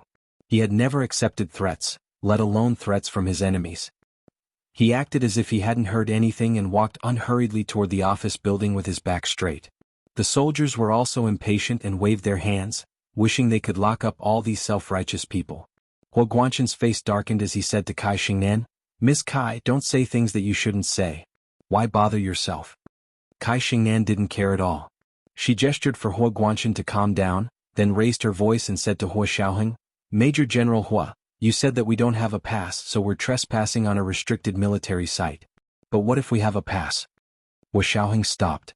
He was silent for a while, then he turned around and said indifferently, "If you have a pass, you have to show it at the entrance and accept the inspection. However, you don't have the authorization of the council, so you can't do it even if you have a pass." Kai Xingnan nodded. "What if we have authorization from the Senate? What a joke." When had she, Kai Xingnan, ever made a mistake in her work. In order to come to the headquarters of the Special Operations Forces, she had already thoroughly studied all kinds of laws and regulations. She had prepared all the authorization, passes, and restrictions on the number of people needed. Hua Guanchen had been in the military for too long, so he might not have paid much attention to these details. To be honest, he didn't need to pay much attention to them, but Kai Xingnan was different. She had just returned to the country and she worked in the legal field. She had always been very strict, and this was a restricted military site. Of course, she had to know herself and the enemy to win every battle. Hua Xiaoheng narrowed his eyes and thought for a moment. He slowly walked back. You have authorization from the Senate, right? But why didn't General Hua know about this? Hua Guanchen's expression became even more unpleasant. Kai Xingnan was using him as a tool to test Hua Xiaoheng's attitude, wasn't she? She didn't use the authorization from the Senate. Was she deliberately watching him make a fool of himself? Madam Kai, if you had authorization, why didn't you tell me in advance? Besides, I didn't even apply for authorization from the Senate. What's the use of your application? Hua Guanchen was very dissatisfied with Kai Xingnan's attitude. Kai Xingnan smiled and comforted him. I'm also helping out in Speaker Long's office right now. I asked him for an authorization to give to you. I didn't think I would need it at first, but I was just preparing for a rainy day. I didn't expect it to really come in handy. She looked at Hua Xiaoheng, then at Hua Guanchen, then pursed her lips and smiled. Although her arms were twisted behind her back by the two soldiers, they were much less forceful now. Kai Xingnan didn't feel any pain at all. Let her go. Hua Xiaoheng ordered calmly and walked towards them. Kai Xingnan's arms were free now. She took out a folded authorization from her small bag and handed it to Hua Guanchen. Hua Guanchen looked at it and put it together with the surprise inspection order issued by the military. It became a qualified and legal authorization to conduct a surprise inspection of the headquarters of the Special Operations Forces. Hua Xiaoheng nodded and asked someone to take the staff of the General Political Department under Hua Guanchen's command to the entrance of the base to be re-inspected, including the authenticity of their passes. Hua Guanchen watched his staff being taken away to go through the procedures again and breathed a sigh of relief. This way they wouldn't be chased away. If they were chased away just like that, how could he carry out his work in the future? This was also thanks to Kai Xingnan's careful arrangements. The discomfort Hua Guanchen felt towards Kai Xingnan gradually disappeared. However, Hua Xiaoheng was still harsh towards Kai Xingnan and the others. As for you guys, either leave now or go into detention. Why are you so stubborn? Kai Xingnan didn't believe it. We have passes and the authorization from the Senate. Why can't you let us in? Besides, we are the military art troupe. Madam Kai. Hua Xiaoheng interrupted her. First, the authorization from the Senate is to authorize the General Political Department to conduct a surprise inspection of us. It has nothing to do with the performance of the military art troupe. If you want the military art troupe to perform here, please apply for another authorization from the Senate and the military. Second, even if you have passes, we have the freedom to not let you in. Madam Kai, you must have done your homework this time. You must have studied the meaning of passes, right? Kai Xingnan narrowed her eyes and admired Hua Xiaoheng even more. This kind of improvisational wit and orderly logic, tsk, it was amazing. Third, you are not a member of the military art troupe. Don't use a chicken feather as a token of authority. After saying these 3 points, Hua Xiaoheng reached out and made a pleased gesture. Can we go now? The square was completely silent. The leader of the military art troupe shrank in the car and trembled. He almost scolded Kai Xingnan for causing trouble. You can King Su, but what about us? Kai Xingnan stood in the square and looked at Hua Xiaoheng quietly. She didn't leave, but she didn't walk forward either. She had been abroad for more than 10 years and only had a permanent residence permit in the United States. She hadn't been naturalized. Therefore, in terms of nationality, she was still a citizen of the Huaxia Empire. If it weren't for this important reason, Hua Xiaoheng would have gotten someone to arrest her and put her in detention as soon as she stepped out of the limousine. However, she had just returned and obviously hadn't joined the military yet. The military art troupe really had nothing to do with her. However, she had been interacting with the Senate more recently and received Speaker Long's recognition. It had already been decided that after Prime Minister Tan's impeachment case was over, she would no longer be Prime Minister Tan's chief lawyer. Instead, she would become Speaker Long's chief legal advisor. She had come here today because she had received special permission from Speaker Long to come to the headquarters of the Special Operations Forces to do research. In her opinion, this organization had too much authority and didn't have a specialized organization like the United States. For example, the United States Central Intelligence Agency, CIA, was under the supervision of the Federal Bureau of Investigation, FBI, in the United States, and the FBI was under the supervision of the Senate at all times. This was a management style that she approved of. Moreover, she had an A-level pass, authorization from the Senate, and approval from the military.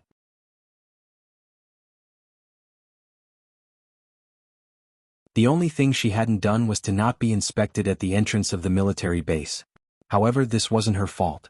The guards at the entrance of the military base had let them in after seeing Huo Guanshan's special A-level pass and the spot check order. They hadn't asked for their passes one by one. If Huo Xiaoheng really wanted to put her in detention, she would definitely sue him until he was disarmed. Kai Xingnan raised her head and looked at Huo Xiaoheng, unwilling to be outdone.